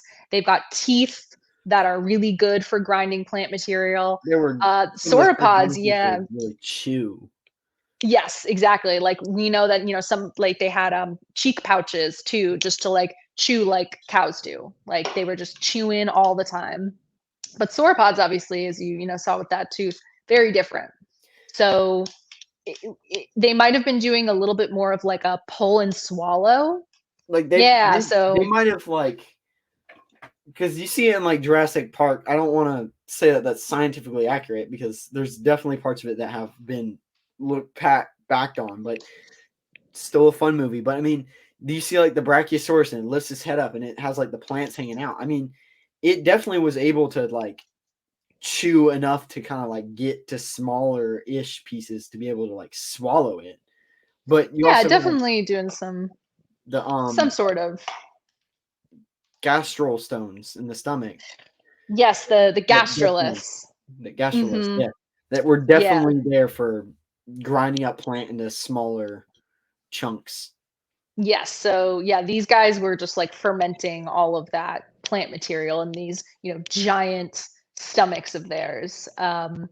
But something interesting that I wanted to bring up too. This isn't like been published or anything. This was kind of just a like proposal at the Society of Vertebrate Paleontology last meeting. And it was this one researcher who works a lot on sauropods, and he was saying that a lot of sauropod specimens will have very flattened teeth at the top. So if you kind of take like the pencil that you had here and you just like cut off the top, so very very flat. And it wasn't in all individuals, and it wasn't even like species or genus whatever specific. So it'd be like this diplodocus has it but this diplodocus doesn't. And so he sort of looked, like we were talking about, like what modern animals might have this, and he found that some horses today actually will get teeth that kind of look like they've been like chopped off and like really flat, Huh. because they're basically grinding or they're chewing or grinding really rough material. So like if like sands get into their like the food that they're chewing, then it basically just like sort of abrades their teeth over time. And so that's sort of some sort of like pathology that might result from like chewing tougher foods. Yeah, I mean, even like modern animals like ducks, they eat stones and things like that. They eat Mhm. gastroliths to kind of help them. So I mean, Yes, definitely. these larger animals probably they had to consume so much they didn't have a lot of time to sit there and on like the same leaf for like half an hour. I mean, they're like Exactly. grab, pull, make it small enough to like actually fit down my throat, and then just And then just throw it in rinse there. and repeat. I mean, Exactly. They so I were, mean, having to eat enormous quantities of plants every day in order to sustain these gigantic bodies. and I mean, they're very unique creatures too, because I mean, we don't really have anything like them today. I mean, I guess we have like, what do you call them, giraffes, but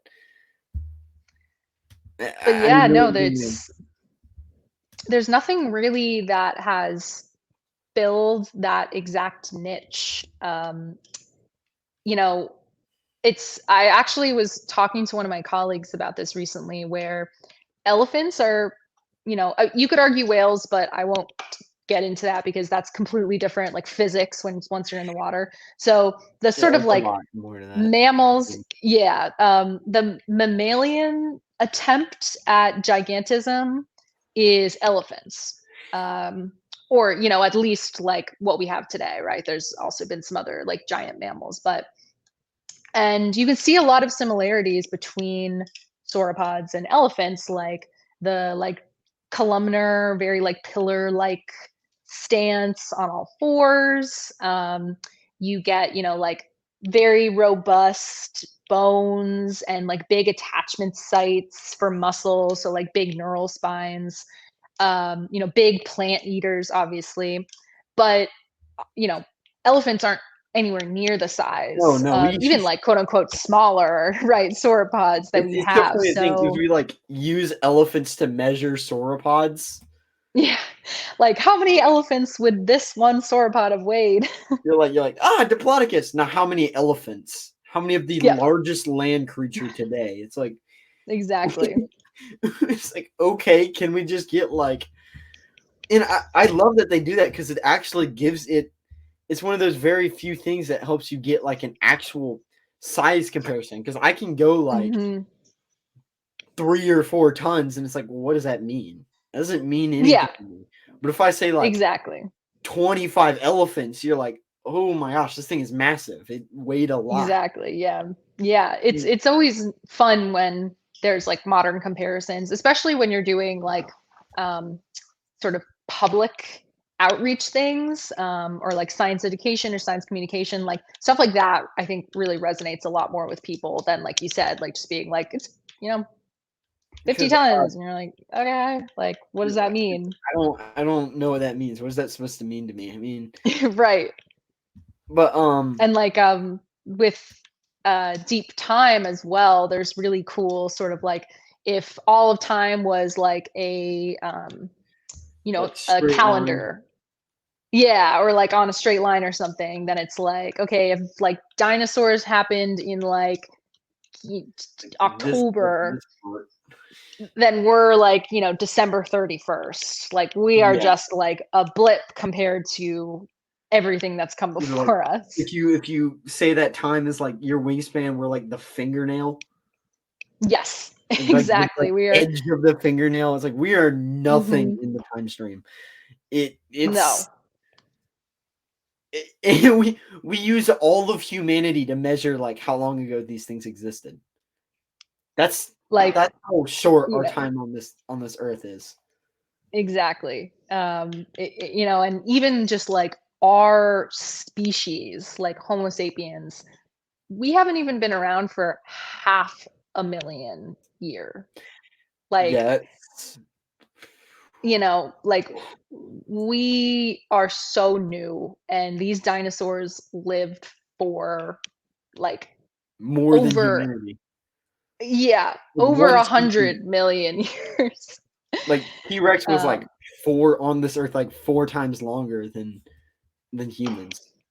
Yeah, like Probably just, longer than that, but yeah, I'm just being, these, dinosaurs were so incredibly successful you make like an in what they overstatement. did.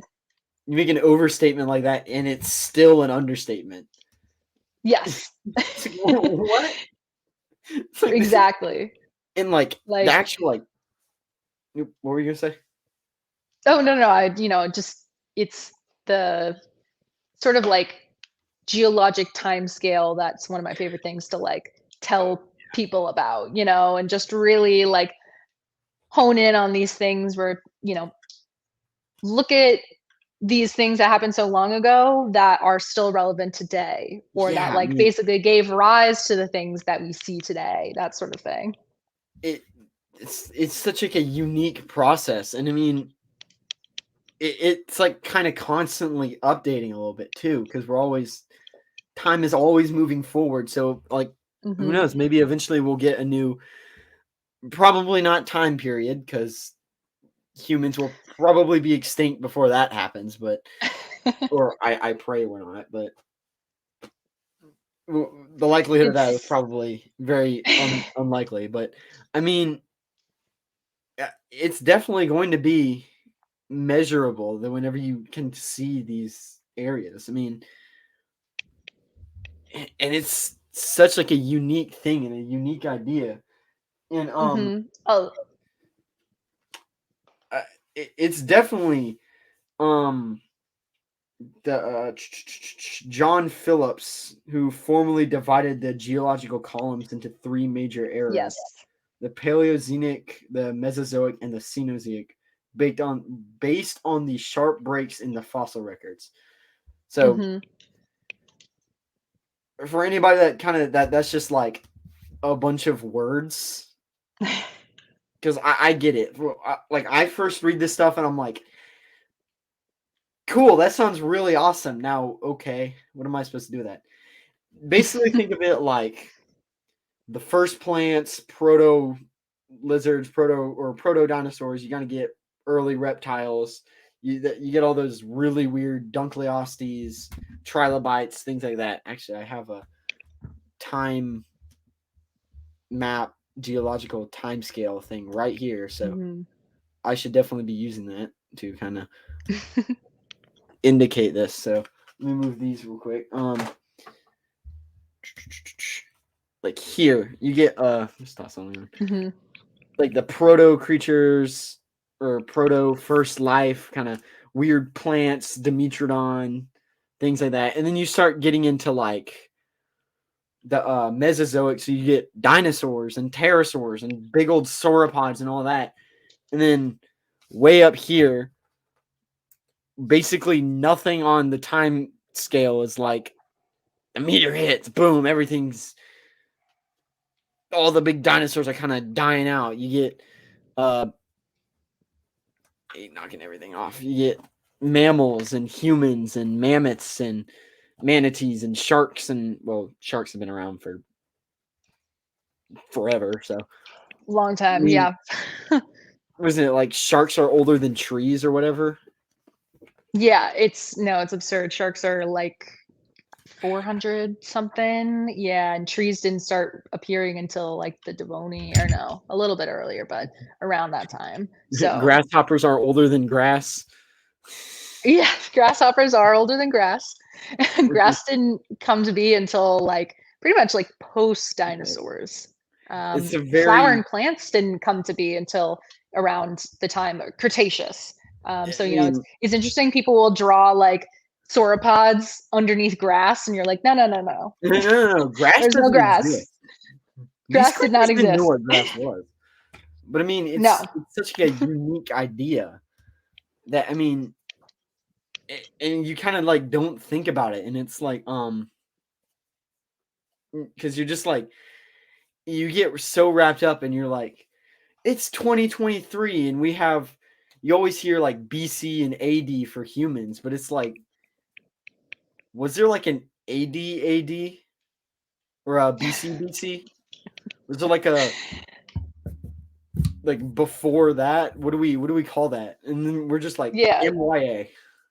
That's what it's like. AC, BC, MYA. Or BYA. You can even not for vertebrate life, but you can go way back to 4.6 when the Earth formed, or 3.8 when we get the first signs of like single cell life. There's just there's and it's so like much. That's in billions of years. Like that's not even millions. That's not hundreds, thousands. Like that's billions. You got like 4 billion years on Earth. I mean, of course, you have the time before all of that when we were just a fireball floating through space. That, let's be honest, nobody really talks about, because what's going on? We kind of know what was going on. It's a giant fireball. We look at other planets like that, and we're like, yeah, dust cloud, cool. And then you get this weird thing that's like we don't really know how it happened, but then you get like life, and it's like just instantly like boom, you get from like this weird particle of life to just like dinosaurs. It's such a unique system, and it's so bizarre how it happens. I mean, and the conditions have to be like just right and so unique. It's so very interesting. I mean, and like the guy who created the 3 major eras, I mean, even his work is still being edited to this day. I mean, we've split it up even more than just like Paleozoic, Mesozoic, Cenozoic. We got like the Jurassic, the Triassic. I can't speak apparently. Cretaceous, Carboniferous. I mean, Paleo is not one of them, but it's like you get all these other sections of just like old work. It just builds on each other. And I mean, it's so unique. I mean, we will never know it all. It's not all ever going to be there. And that's what makes it so interesting. There are significant gaps in our knowledge and understanding of certain, areas of time. And it's just because for whatever reason, we don't get things that fossilized then. And so there are going to be, gaps, we call them, where it's just, we can't exactly know. And, maybe those gaps will be filled over time. Like there have been, some that are starting to sort of get pieced together, but,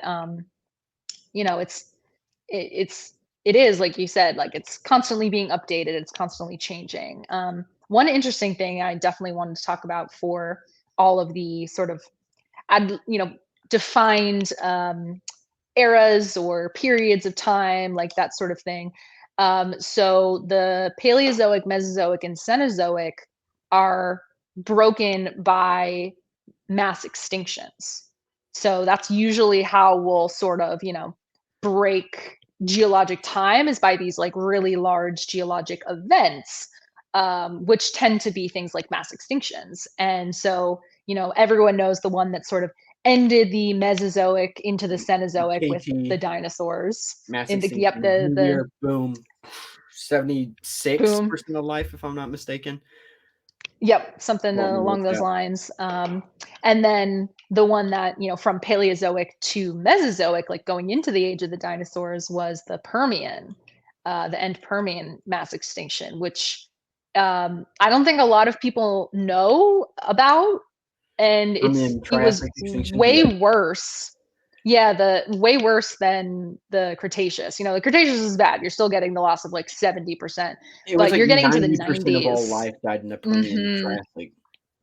Exactly. And, like you were saying, where these, conditions just have to be just so for certain things to happen. Well, these groups that had been dominant during the Permian and during the Paleozoic just, basically die off during this great dying. And then what's left is that which sort of leads into the age of dinosaurs. So, I mean, this is a really weird question. No matter how you word it, it's going to sound kind of weird. But like, what is your favorite mass extinction? Oh no, this is a good question. Like I kind of Permian. Is yours the Permian? Okay, because I think that's mine as well. Very unique. Like very unique. And I would say that I don't know as much about like some of the other ones like Ordovician or Devonian. There are definitely a lot of other ones. Well, we say there are mass extinctions. There are six, technically 5. Yeah. We're in 6, but for the purpose of science, 5 major mass extinctions throughout history. And like I've talked to people and they're like, well, there's other mass extinctions like the Great Oxidization Event. And it's like, well, yes, but it's not really like count. It's like, I don't really know why it's counted, but it's not one of the like 5 major ones. And I mean, there's certain criteria for calling it sort of a mass extinction, and it has to do both with the number of species that are lost, or the number of genera, families, and then the timing in which those species are lost. So the reason why people hypothesize that we're in the 6th extinction right now is because there's always a background rate of extinction. Yeah, like things are always going extinct, new things are evolving, and it just kind of happens in the background, right? Like things we wouldn't even realize. But we're losing species at a rate of like 1,000 times higher than we should be. And so that quickly of losing species is what's sort of leading into this quote unquote mass extinction. Yeah, it's definitely and I mean, mass extinctions aren't just like a it's over thing. Exactly. The Permian Triassic was like 100,000 year process, which is so bizarre to think about. That it's like, yeah, most of humanity, like there was like a time where most of like humanity was like that same amount of time was just like volcanoes and just most of North America or not North America, but like most of the world, like the size of North America was just like melting basically. And it's like, that's pretty scary. Don't want that to happen again. Yeah. And it's, a lot of these events are just like things that happen just so that caused a lot of crazy catastrophic Very changes. So unique-ish circumstances. yeah, like Typically the natural. Permian one is the Permian one was due to the Siberian traps. And so basically like volcanism that was happening in what is now Siberia, and releasing tons of greenhouse gases into the air, and it just basically like cooked everything. It just warmed the earth so much, and so plants couldn't grow, and oceans acidified, and just so things that were like and the interesting thing about studying paleontology and studying these mass extinctions as well is there's lessons to be learned for us within them. And that's something that's I like to stress to a lot of people is like, we can look in the past and see like how species responded to crazy like increases in CO2 and atmospheric warming and that sort of they thing. died. It's like, yeah, it can die. Then that's the short of it. They died. It's like that's the nice way of putting it. But I mean, exactly. have you seen Life on Our Planet? Yes. I basically just like took notes about the mass extinctions that happened, and I did like a whole episode on it, on basically their input plus a little bit of extra research, because I mean it talks about those major mass extinctions. I mean, and it kind of goes through time, and they tend to be very, I don't want to say situational, but they tend to be natural disasters that kind of affect the course of evolution. Yeah. So exactly. like the Ordovician is like a storm that froze most of the ocean. So you get like everything towards the surface just died because it froze to death. And you get the Devonian, which is like a sudden surge of like nutrients from like plants and stuff growing on the ground. I mean, and killing the plankton in the water and basically deoxidizing the ocean, kind of. And then you get the Permian Triassic, where you get 100,000 years of fire and brimstone, and CO2 poisoning the earth. I mean, you get very interesting things. I mean, you get the Triassic, Jurassic. I mean, what was that one? Massive rain monsoons with global storms, basically flooding the earth. I guess the dinosaurs didn't have Noah, so they did not have a giant ark to save them, despite what some people might try to convince others of. And then you have the Cretaceous, Tertiary, the KT extinction, which is the meteor, of course. I mean, so they all tend to be very natural disasters that kind of, I mean, because you think about all these things like tornadoes and thunderstorms and wildfires and I just said tornadoes, floods and monsoons and things like that happen today. They were also happening back then. I mean, lightning strikes a tree and it catches on fire, you get a wildfire. I mean, they didn't have firefighters to put it out, so it probably burnt a large part of North America. I mean, or whatever area. I keep saying North America because we have stuff in California melting. Yes. And so, yeah, like evidence of that can be captured in the past. We might have areas where, like with the KPG boundary, we have that ash layer that you can actually like physically see. I've like looked at where that boundary is before in real life, and it's just like crazy because you're looking at it and you're like, rock, this is where it rock, happened. Ash, rock. Yeah, and you're like, wow, like it's crazy to see, that like important instance of time that it's been recorded in this like weird. Oh, that's because it's not rock, it's ash. Oh, you're like, oh wait, everything here just burnt. Yeah, I mean, it's like, oh, this is very interesting. And I mean, based on whichever theory you go with, I mean, if the oxygen levels were higher, fires could have been worse. If they were lower, they could have also been worse. It's kind of no winning because they kind of suck in more oxygen because they need more because there's less oxygen to be around, so they spread more. But if there's more oxygen, then it builds up quicker, faster. So we're lucky-ish with fires, I guess. We're lucky we have firefighters. Yeah, we'll put it that way. I mean, but I mean, that kind of thing's also like affects like because after that, I mean, after the Permian Triassic, you're like, oh wow, everything's burned. It must have been like the end. It's like, well, for the life there at that time, I mean, it was the end of a lot of species, of 90% of life on this planet, which is so bizarre to think about. Because I mean, what is it? Humans cover like 95% of the globe. We make up 95% of land mammals, I think. So that would be like pretty much every human disappearing. Yeah. Like, and it would basically be like all of the charismatic species today going extinct because it's going to be all those large bodied. Everything alive today just gone. That's basically the equivalent. Yeah.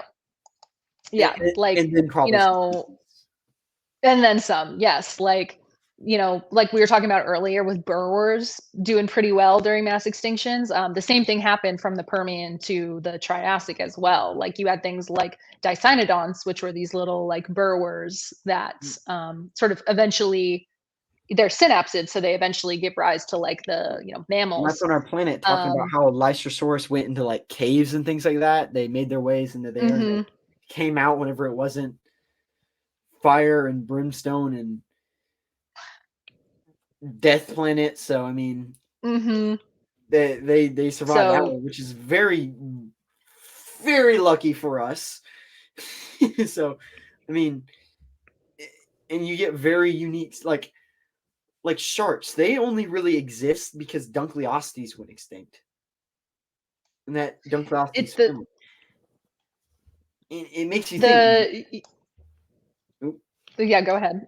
Like if Dunkleostenes didn't go extinct, what would we have? Sharks, or would we have some weird giant armored fish instead? I mean, the whole like armament of fish is another whole interesting conversation. Just why that eventually sort of went out of fashion, and it's a lot of it is it's just so much energy to create these like giant head plates. Yeah. And there were some species that just were able to figure out how to do it without having to have these giant heavy armaments. Yeah. And I mean, you get very unique circumstances like that kind of shape us to how we are as a species today, and it's so interesting and so unique to look at. I mean, like one slight altercation, alteration, anything really. I mean, to like a species back then, it could like completely wipe out like I don't want to say 5%, but like 5 species that we have today that we could like rely. It's such a crazy thing. Like if Lysosaurus went extinct in the Permian Triassic, there's a chance that humans probably wouldn't exist. There's like if the things that came out of the Permian were different, then it could have been, we might still be in the age of reptiles rather than the age of mammals. So it's, evolution does some crazy things and eventually led to this where we are mammals who conscious enough to think about evolution. Yeah, and we're studying these things that are like tiny little ancestors lived alongside that eventually went extinct, and it just think we're better. I'm just kidding. Kind of. We do, yeah, and for better or for worse, we do a lot of things that affect where we're going in the future. But using paleontology for like, how can we maybe look at this a different way and like also do things to protect. You think about all these really big creatures. Like people talk about how like mammoths shaped ecosystem of the steppe because they were so massive and they ate the grass and they would poo and kind of fertilize everything. I mean, and you get these big mammoths. You think about like a sauropod. A mammoth is like child's play to that. It's like Definitely. so it's like sauropods they would like knock over forests when they eat trees and they use the restroom and all that. I mean, they definitely would shape their ecosystem too. I mean, things like that happen. They shape how things go. So I mean, sauropods going extinct could have in like one area could really affect the ecosystem there. Maybe it's less fertile, it's less biodiversity, whatever correct terminology there is. I don't really know the correct terminology to that. So I mean, No, yeah, you're completely right. And one awesome example of that happening is with angiosperms, so flowering plants or like fruited plants, and ornithischians actually during the Cretaceous. So the evolution of angiosperms corresponds with this huge spike that we see in ornithischians. And we think that it's because, kind of like how animals will eat fruits that have seeds and then like go somewhere else and then poop and then disperse the seeds that way. Somewhat similar things were happening, sort of that evolutionary arms race with early angiosperms and ornithischians, where ornithischians helped to spread angiosperms to what they are today. yeah, I mean, and you think about that, it's like if that thing didn't exist, would we have some of the foods that we have today? I mean, how different would our diets be? How different would we as a species be that maybe at one point thrived on those foods because we needed to? I mean, there's so much to it that it's like one slip up, and I mean, it's like everything's downhill for another 40,000 years or whatever. I mean, because it's not like things just pop back up overnight. I mean, no, yeah, evolution doesn't work like that. It's like once something's gone, once something's extinct, like that's it. Because I mean, one of the very unique ideas that we are kind of now in today, thanks to nuclear weapons, is like the idea of it's like how horrible like a nuclear holocaust would be. I mean, it would be horrendous to like have that, but it's also like what new unique species would come from that? I mean, clearly it would be probably not a mass extinction. Well, I know it'd probably be a mass extinction. There'd be a lot of dead people and other things, a lot of dead species, but like the species that do survive, they would probably mutate. We're not going to talk about that part though, but I mean, they would adapt to their surroundings, they would change, they would grow probably more rapidly with some kind of weird cancerous disease. But I mean, you get like things change their environment, not so I mean, the idea of like these weird monsters and things that you see, I mean, it's also like, well, I mean, it's also based a little bit in reality. I mean, definitely. I mean, that's the whole sort of tenet of evolution is change over time, and usually change being influenced by environment.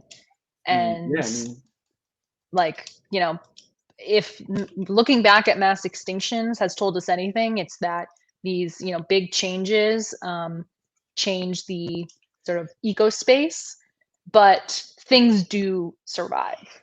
Like we've never been where it's like, all right, everything's done and we have to start from scratch. So, I feel like you said, the things will survive and things will change. They might look so different, microorganisms but or something, some kind of weird small animals, something will survive.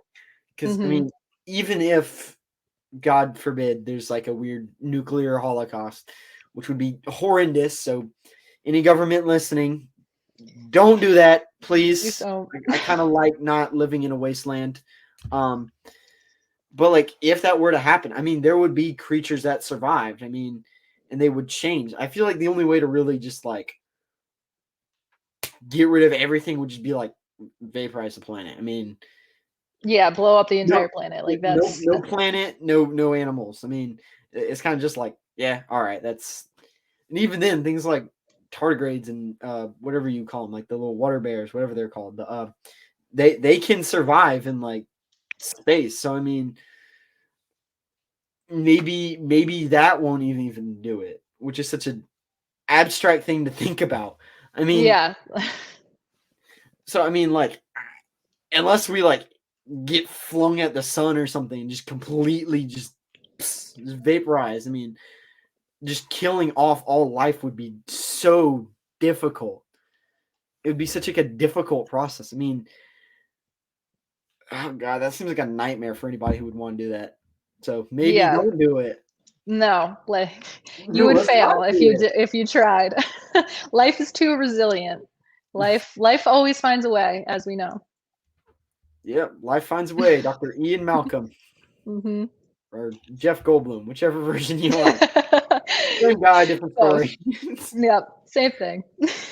But I mean, like, even just like it's so unique to look at like the evolutionary track where it's like, okay, so maybe before sauropods there weren't such big creatures like that. I mean, clearly dinosaurs weren't really massive like that in the Triassic. There were big dinosaurs, but they weren't like giant behemoths. But Mhm. clearly something happened between the Triassic and the Jurassic that made them be able to grow that big, to be able to get that big and sustain that body weight and things like that. I mean, and those events definitely shape time because, well, not time. Time's kind of very linear and consistent, but they shape the ecosystem to shape other creatures. I mean, Mhm. and you get all these other creatures with little niches that just fit perfectly in their slot. I mean, it's a very balanced ecosystem and it's so interesting to look at. I mean, And yeah, evolution is crazy because I think, people think that evolution creates these ideal organisms. And that's not the case because there's nothing like an ideal organism, right? Um, what is ideal is always changing because the surroundings are always the changing. ecosystem is always different. Exactly. So evolution basically just says, okay, what do I have to work with? What parts do I have? And how can I sort of like piece them all together to make something that's going to be successful in the world? And It's like an inventor who's like got a bunch of spare parts and he's like, yeah, I guess like this jumbled thing like makes electricity and so it works to be a lamp, but it might like look super weird and it might like flicker on and off, and like evolution doesn't make things that are just like, oh my god, it's perfect as a lamp. It makes things that work. But the things that work like can be things that are like so successful at work. like micro versus macro evolution. I mean, Hmm. even you can just like look at humans. Like let's be honest, today versus like humans in the like 16th century, we don't really have a reason to like go out and pillage the countryside and we're not constantly fighting like wars with giant metal sticks anymore. It's like so we kind of like lose attributes from that and we change from that. So there are people that go out and pretend to do those things and they do have like they do tend to get into character and they kind of act like it, but I mean they're still not the same. They still have other parts of them that have changed. I mean, even like just like look at like Homo sapien versus like the first Homo sapiens versus like us today. Like you see all these pictures and we're like, okay, we're clearly less and more like we have like language, we can communicate. We figured out a way to like communicate with our hands to people who cannot communicate, which is like Hmm. a bizarre idea. And it's they would have been just like we grunt at each other and that's about it. We grunt and point and hope Ugg gets it. Well, it's interesting. Like there are these evolutionary changes, but then changes in the evolution of like culture and sociality and things like that. And one fun fact, I actually my undergrad studies, how I sort of got into paleontology was working on human evolution. So I studied biological anthropology. And that sort of opened my mind to thinking of all the different sort of human ancestors, or even things that lived alongside humans like Neanderthals, right, as not just being these like Big oh, they were bird. much dumber than us, right? That's sort of like the way that was thought of before. But what's kind of interesting, if you take like a 23andMe DNA test or something like that, you might notice that there's a section that says like Neanderthal, right? And that's because if you are of European or Asian descent, you probably have a little bit of Neanderthal DNA in you. And that's because there was actually like there's breeding going on between these two species that were similar enough that they could sort were of very exchange some genes. And we actually know for a fact that the gene that is associated with having red hair and freckles is a gene that we got from Neanderthals. Huh. That's Yeah. really interesting. Mhm. So anybody with red hair and freckles, I mean, so not, it's you're not Homo sapien. We don't like you. I'm kidding. I mean, personally, I think I am, according to my 23andMe, probably like 2% Neanderthal or something like that. I'd have to like go check or something. I don't know off the top of my head. I wouldn't know that. But yeah, I mean, it's interesting things, and then there's all these other sort of evidence that they had things like culture, or they had things like communication. Like there's cave drawings or instruments that have been created. There's one Neanderthal that just has like so many injuries on him. They would get injuries that looked like rodeo clowns because they were like targeting these really large mammals and would just get beaten around. I can see why. And They all had of like his one guy go injuries. distract him, though he's dead. Yeah, exactly. So clearly this individual was the rodeo clown, because he had like all the injuries you can think of, but his injuries were healed. And he was, relatively old for a Neanderthal. And so what's been proposed is like, oh, he must have lived in a group and people took care of him and helped him heal. And, he wasn't just doing his thing on his own, because he would have been, unfortunately. Yeah, probably dead. But I mean, like Pachyrhinosaurs, I'm like completely switching things. You get like back to dinosaurs. Genus and the species. I mean, they're like there's Canadinus, Lactustia, and oh god, can somebody just give these things normal names? Puratorium. So like they're all Pachyrhinosaurus, but they're all different species. So they all have like different unique traits that make them different, basically different but the same. But so like PC, PL, PP, where it's like eye and snout bones almost together.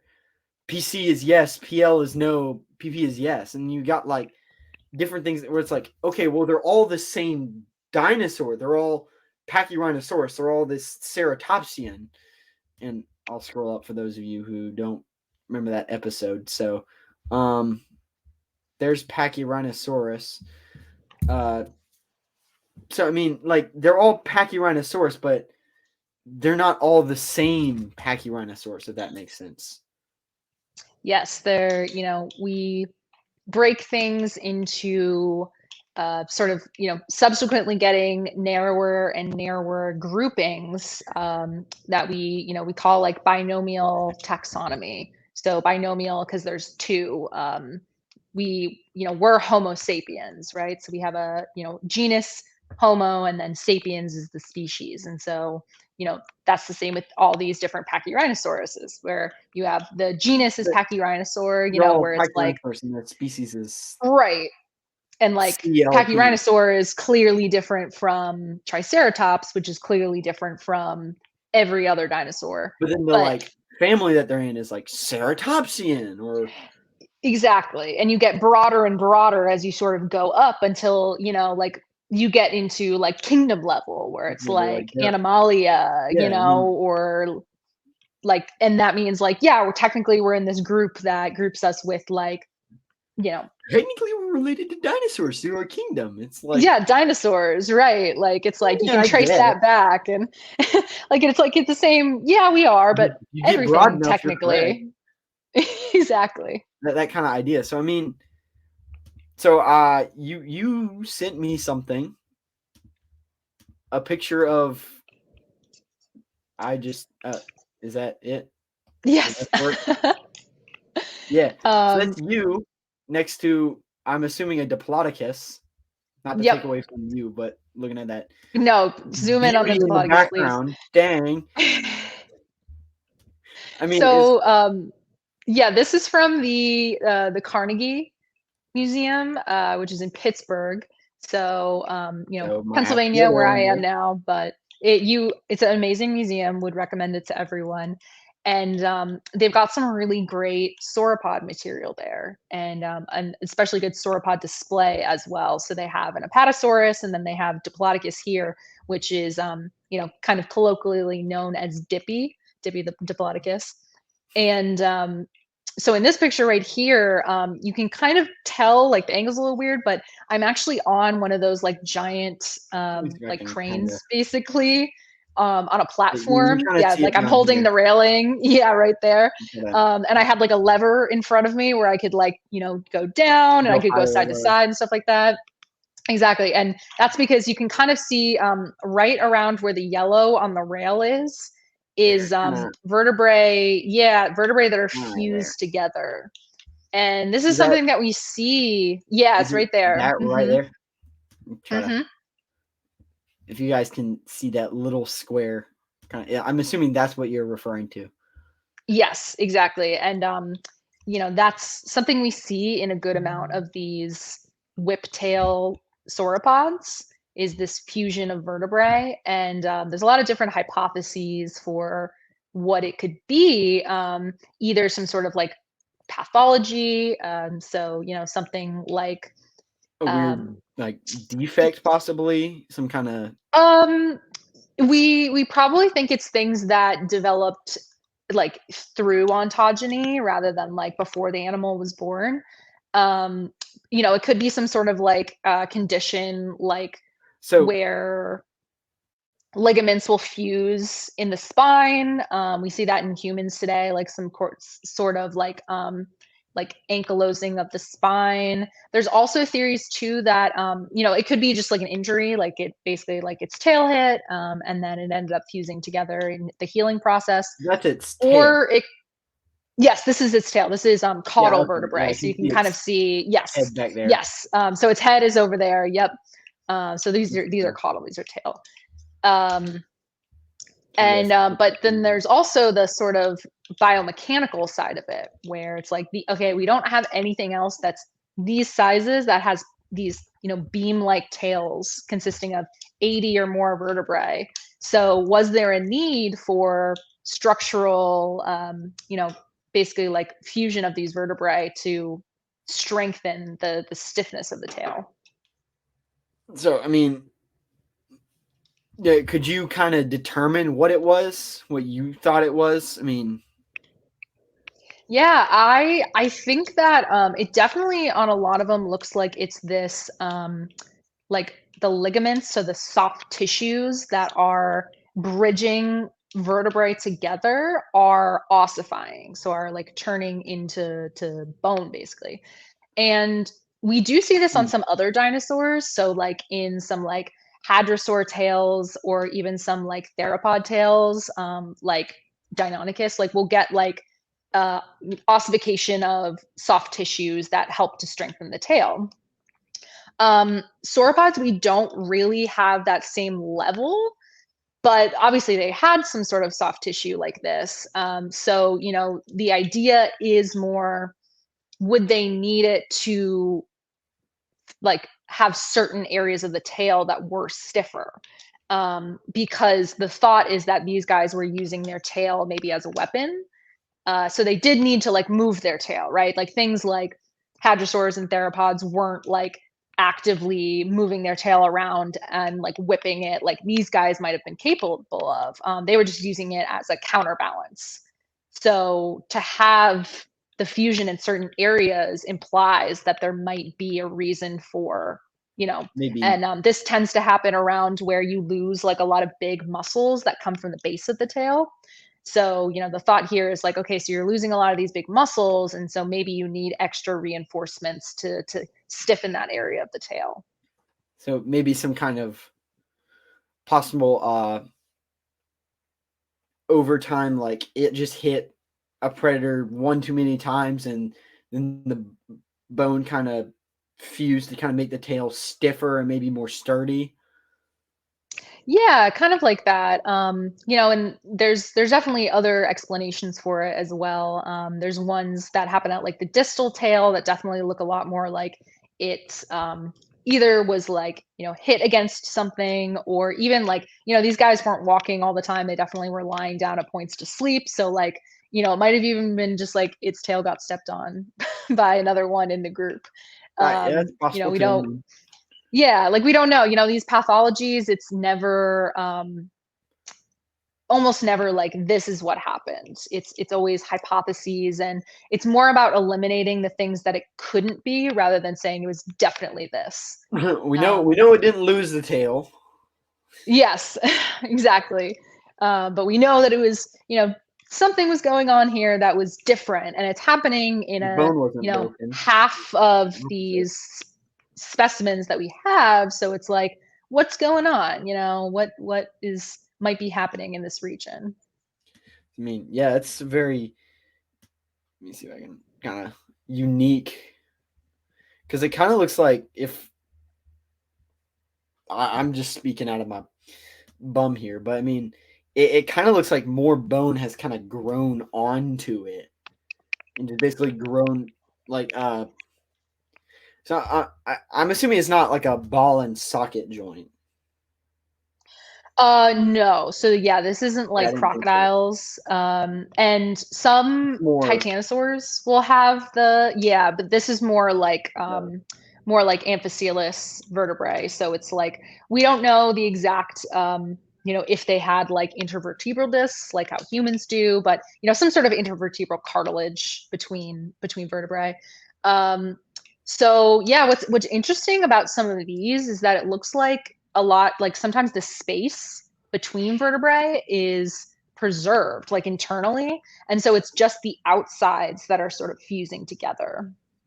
So that's what's suggestive of, it's these ligaments that are turning to bone basically, just getting hardened. But when yeah, exactly, the like soft tissue cells basically can like start to harden and ossify into these more like bony, and it's sort of like the same process where if you have an injury, then what happens is like a new bone gets deposited at that site of injury and creates sort of like a quote unquote callus that eventually hardens to create the new bone surface. But when it's sort of bridging that bone to start with, it's more of the sort of like very porous, like woven-y bone, and then it eventually will turn into that more like compacted bone. So it basically is just like soft tissue to kind of like cartilage, basically, then to bone. Yeah, something sort of like that, exactly, where it's just like this stiffening over time that eventually turns into something that looks exactly like the like actual bones themselves. Because from what I can kind of see, I can't really see that far. That's kind of the only area that's really happening. It's as of right there. It's kind of goes. It looks like it's going like the entire side of it. Yeah, so it pretty much is bridging like the whole like either in like more anterior centra and then the posterior centra of two adjacent ones. So like half and half, and then it kind of just covers that area where they would articulate. Was it on like both sides or just kind of one side? Oh, it's yeah, both sides. Both sides, and that's sort of the interesting thing here too. Is it's usually will be both sides, and it happens like you said, really only in specific areas of the tail.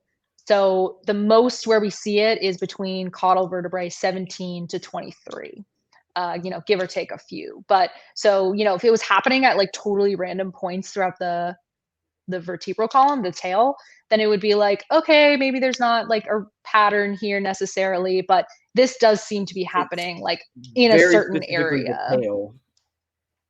It's very specifically the tail, and it's very specifically a certain area of the tail. Kind of more towards the end of the tail.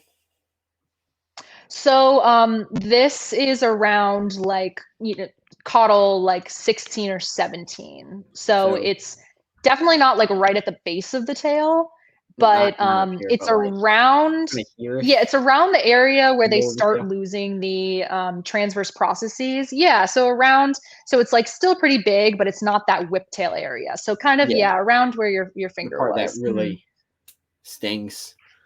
Yes. That part, if we see fusion, it's pretty much always attributable to something like an injury. Okay, it hit it against the predator probably, and the tip kind of, then like I've seen ones where the vertebrae end up sort of like, if you have two that are like this, and then they get like kinked, and then they fuse like that. So it would have been sort of like a little kink in the tail, or so. Yeah. So because if they're misaligned, right, like they didn't have casts or anything. So if it gets misaligned and heals like that, I guess they would have like then. Because I guess that would mean that like whenever they had like flesh, it would have just been like a weird bump. Yeah, like the soft tissues would basically have to like accommodate for that. Possible bone outside of flesh, which would have been. That would have been bad, because that probably would have gotten infected, which you can see evidence of infection on fossils sometimes as well. So yeah, that would have been bad.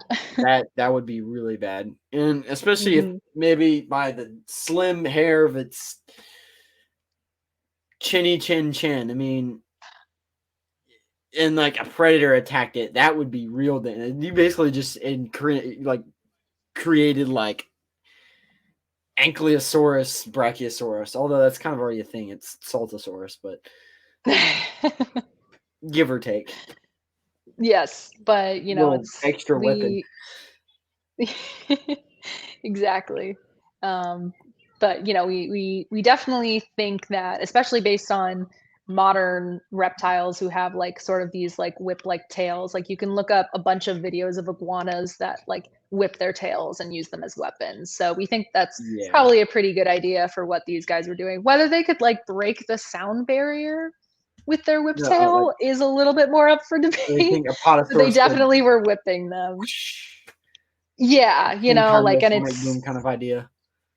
Yeah, I don't know if it was that intense, but it definitely would have hurt if you were an Allosaurus and got hit by one of these things. Now I'm questioning if that's like the way they figured that out, is if they're like, oh, this is something that it's capable of. If it were to like shatter every bone in its tail to do it, or if it's something that's like, it's possible and it probably did it. Yeah, the paper I think was like, based on this model that they created, it would have been capable, but exactly like how you said, with all of its soft tissues and considerations, like, would it have actually done that? Like, what would be the need to, break the sound barrier with your tail? Like, I don't think these guys were thinking about that. I think that if they were just, they see a predator coming, like, get away. Yeah, I mean, like, because that's one of those things that you always see, like something like that. Well, not always. Very rarely do you see. Well, never do you see a creature that's like, it could break the sound barrier. I mean, it's a very rare thing. But like with sauropods, it's kind of just like, okay, is that like it can, like it could, like a human, you could rip your own ear off, but your brain won't let you. That kind of thing. Or is it like, like this is a warning system that sauropods developed, kind of thing. I mean, there's a lot Yeah, of I think that evidence. they did it. Yeah, they did it, I think, to say like, oh, it wouldn't shatter the bones, but it was just the bones themselves, like not any soft tissue or like Yeah, muscular considerations of like, would this have even been like muscularly like possible? Because it's yeah, like you could simulate a human to like be able to like jump a billion feet, if you give them like certain muscles. But it's like if I have like my tiny little muscles, then like I'm not going to jump super high, right? Like like it all it's the kind of thing just I kind of mean. depends on.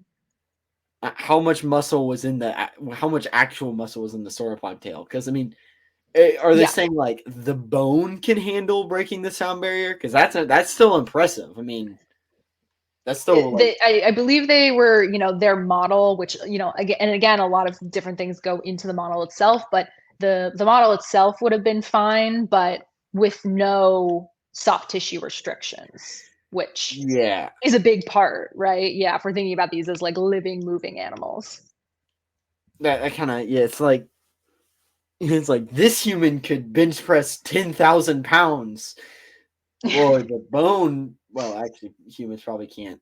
The bone probably can't handle that, but that's a different topic. It's like No, but it is like, okay, if you just like put a weight on your bone versus if you, put a weight like in your hands, this they human can probably run wouldn't. 60 miles an hour. It's like, like yeah, the bone can probably handle moving 60 miles an hour, but did they have the muscle to do that? But yeah, were they actually capable? So I Yeah. think that's where, this sort of comes into So play. Was it's it's kind of like like, a take it with a grain of salt kind of thing. yeah, a little bit. Yeah. I think it's just it was to try to emphasize these like really cool whip tails. I mean, And we're still, trying to piece together what exactly was the function of them and how they moved them. But it's interesting things to go forward I with in the tell you future. what though, if it could break the sound barrier and create like a sonic boom, that's one heck of a defense. It's like I don't Or want to even mess with like you. no, like that could be, it could be for intimidation display, but also like it could be communication. It could be like we don't Yeah. know, exactly how they were using them or like what their, sound capabilities. But it is a very cool idea that they were like Indiana Jonesing their tails. The most famous one that I've heard that for is Apatosaurus. So Yes. Apatosaurus and, any of the ones that are sort of on that like diplodocid, or there's actually a clade called Flagella caudata, which includes like all the ones that look like they have those whip tails. yeah, I had like a paper somewhere. I think I took it down of like dinosaur clads. I don't remember where I put it. It's somewhere hidden, probably in a drawer somewhere. Yeah, and you can look up. There's tons of phylogenetic trees and such there where we you go. can look that up. I Mhm. mean, and if we really want more data, the only thing that we just can do is just find more stuff. That's the only way to get more data. And like And that, honestly, like none of the study would happen without the people who actually go out into the field and yeah, find the fossils. The people who prep the fossils, those guys don't get enough credit. it's the actual. There's a lot of stuff that goes into just identifying a dinosaur. Mhm. There's a lot that goes to just getting it out of the ground to be identified. I mean, Yes, a lot. so I mean, and Like, I definitely want to be part of that process one day. So I mean, that's what I'm hoping. And I'm sure you're a busy woman, so I'm gonna let you go. It was no problem. Thank you so much for having me on your show. It was so much fun getting to chat. try not to take 6 hours of your day away. I mean, I could talk about dinosaurs forever, but It's one of those things. hopefully, yes. And it's a lot of fun. Definitely have you back on one day. I mean, I really would enjoy having it's like just people on in general is really fun. So if you ever just want to come on, just go like, hey, I want to come on and talk about this. Like, you got it. I mean, Definitely. so, I mean, I would love to. I'll show your Instagram one more time if I still have it pulled up. Did I think I closed out of it. Darn. What did I do? Okay. Well, is there anything that you would like to say? I mean, before you Just leave? thank you to everyone who's listening. The Instagram should be at the beginning of the video, so if anyone wants to follow. But thank you again for having me. I mean, thank you for coming on. It's always there. It is. That way. Yeah. Oh, there we go. That's another thing that I'm getting a lot Here. better at, is knowing which way to go. Knowing which way, yeah. There's her Instagram if you want to go check it out. Please go check it out. She's got a lot of amazing content about you digging up some stuff. I mean, you talk about a lot of interesting topics on here. I mean, I'm sure we could sit here for like a half an hour and just like scroll through and just talk about each one. And you could bring up a lot of history and memories with those pictures, but Yes, that's definitely. for Maybe another that can be next time. Exactly. What is this one? Well, What's that one? I hope you have an awesome, yeah. You too. I have a lot of fun stories, but yes, thank you. Bye. I mean, so yeah, I'll thank you so much for coming on. It's always an honor having people who love talking about dinosaurs as much as I do on. And actually, that's something I'm going to talk about right now. If you're interested in museums, because she was talking about which way am I pointing? That way. Dippy at the museum. Go check out dinosaur trips. Tell them Prehistoric Life sent you. They'll give you $250 off. If you want a real suggestion, because I'm sure she would agree with me, because there ain't nothing that beats the Jurassic. Utah and Colorado, Red Rocks and Raptors. Go on there with our boy, Dr. Brian Curtis, the fossil crate man himself, the legend, the myth, Dr. Brian Curtis. Go check him out. He's there. Go check out his Instagram, Fossil Crates. You guys already know. You've already seen. And he's leading one, so maybe you should go on it. Have it around so they can have it again later years. But yeah, I mean, if you want exclusive content from me, not, well, exclusive, but other content, try to pull it up. Yeah, go check out my Instagram. As you can see, the last post was about with Midwestern Fossil, and there's Sky, our interview with Sky down there. So yeah, go check those out. I mean, they should be already up by the time this is uploaded. I mean, so please go check them out. I mean, go check that out. There's I talk about a lot of stuff on there. I post a lot of reminders and future stuff. If you want all of my content a little bit earlier, well, not all of it, just these episodes, go check out the YouTube channel. I mean, I try to post everything like at least a day or two in advance. So go check that out. You saw Sky there for a second before I closed out of it. And if you want all that in one place, that way, there is it's about to say dinosaur page, but yeah, the dinosaur page. We'll call that. Well, the website. Go check out my website. From there, you can get the Instagram, the YouTube. You can see all the episodes up. Hopefully, one day, whenever I visit a bazillion museums, I can add a little section just like I Know Dinosaurs has and put their little museum section, kind of steal that idea.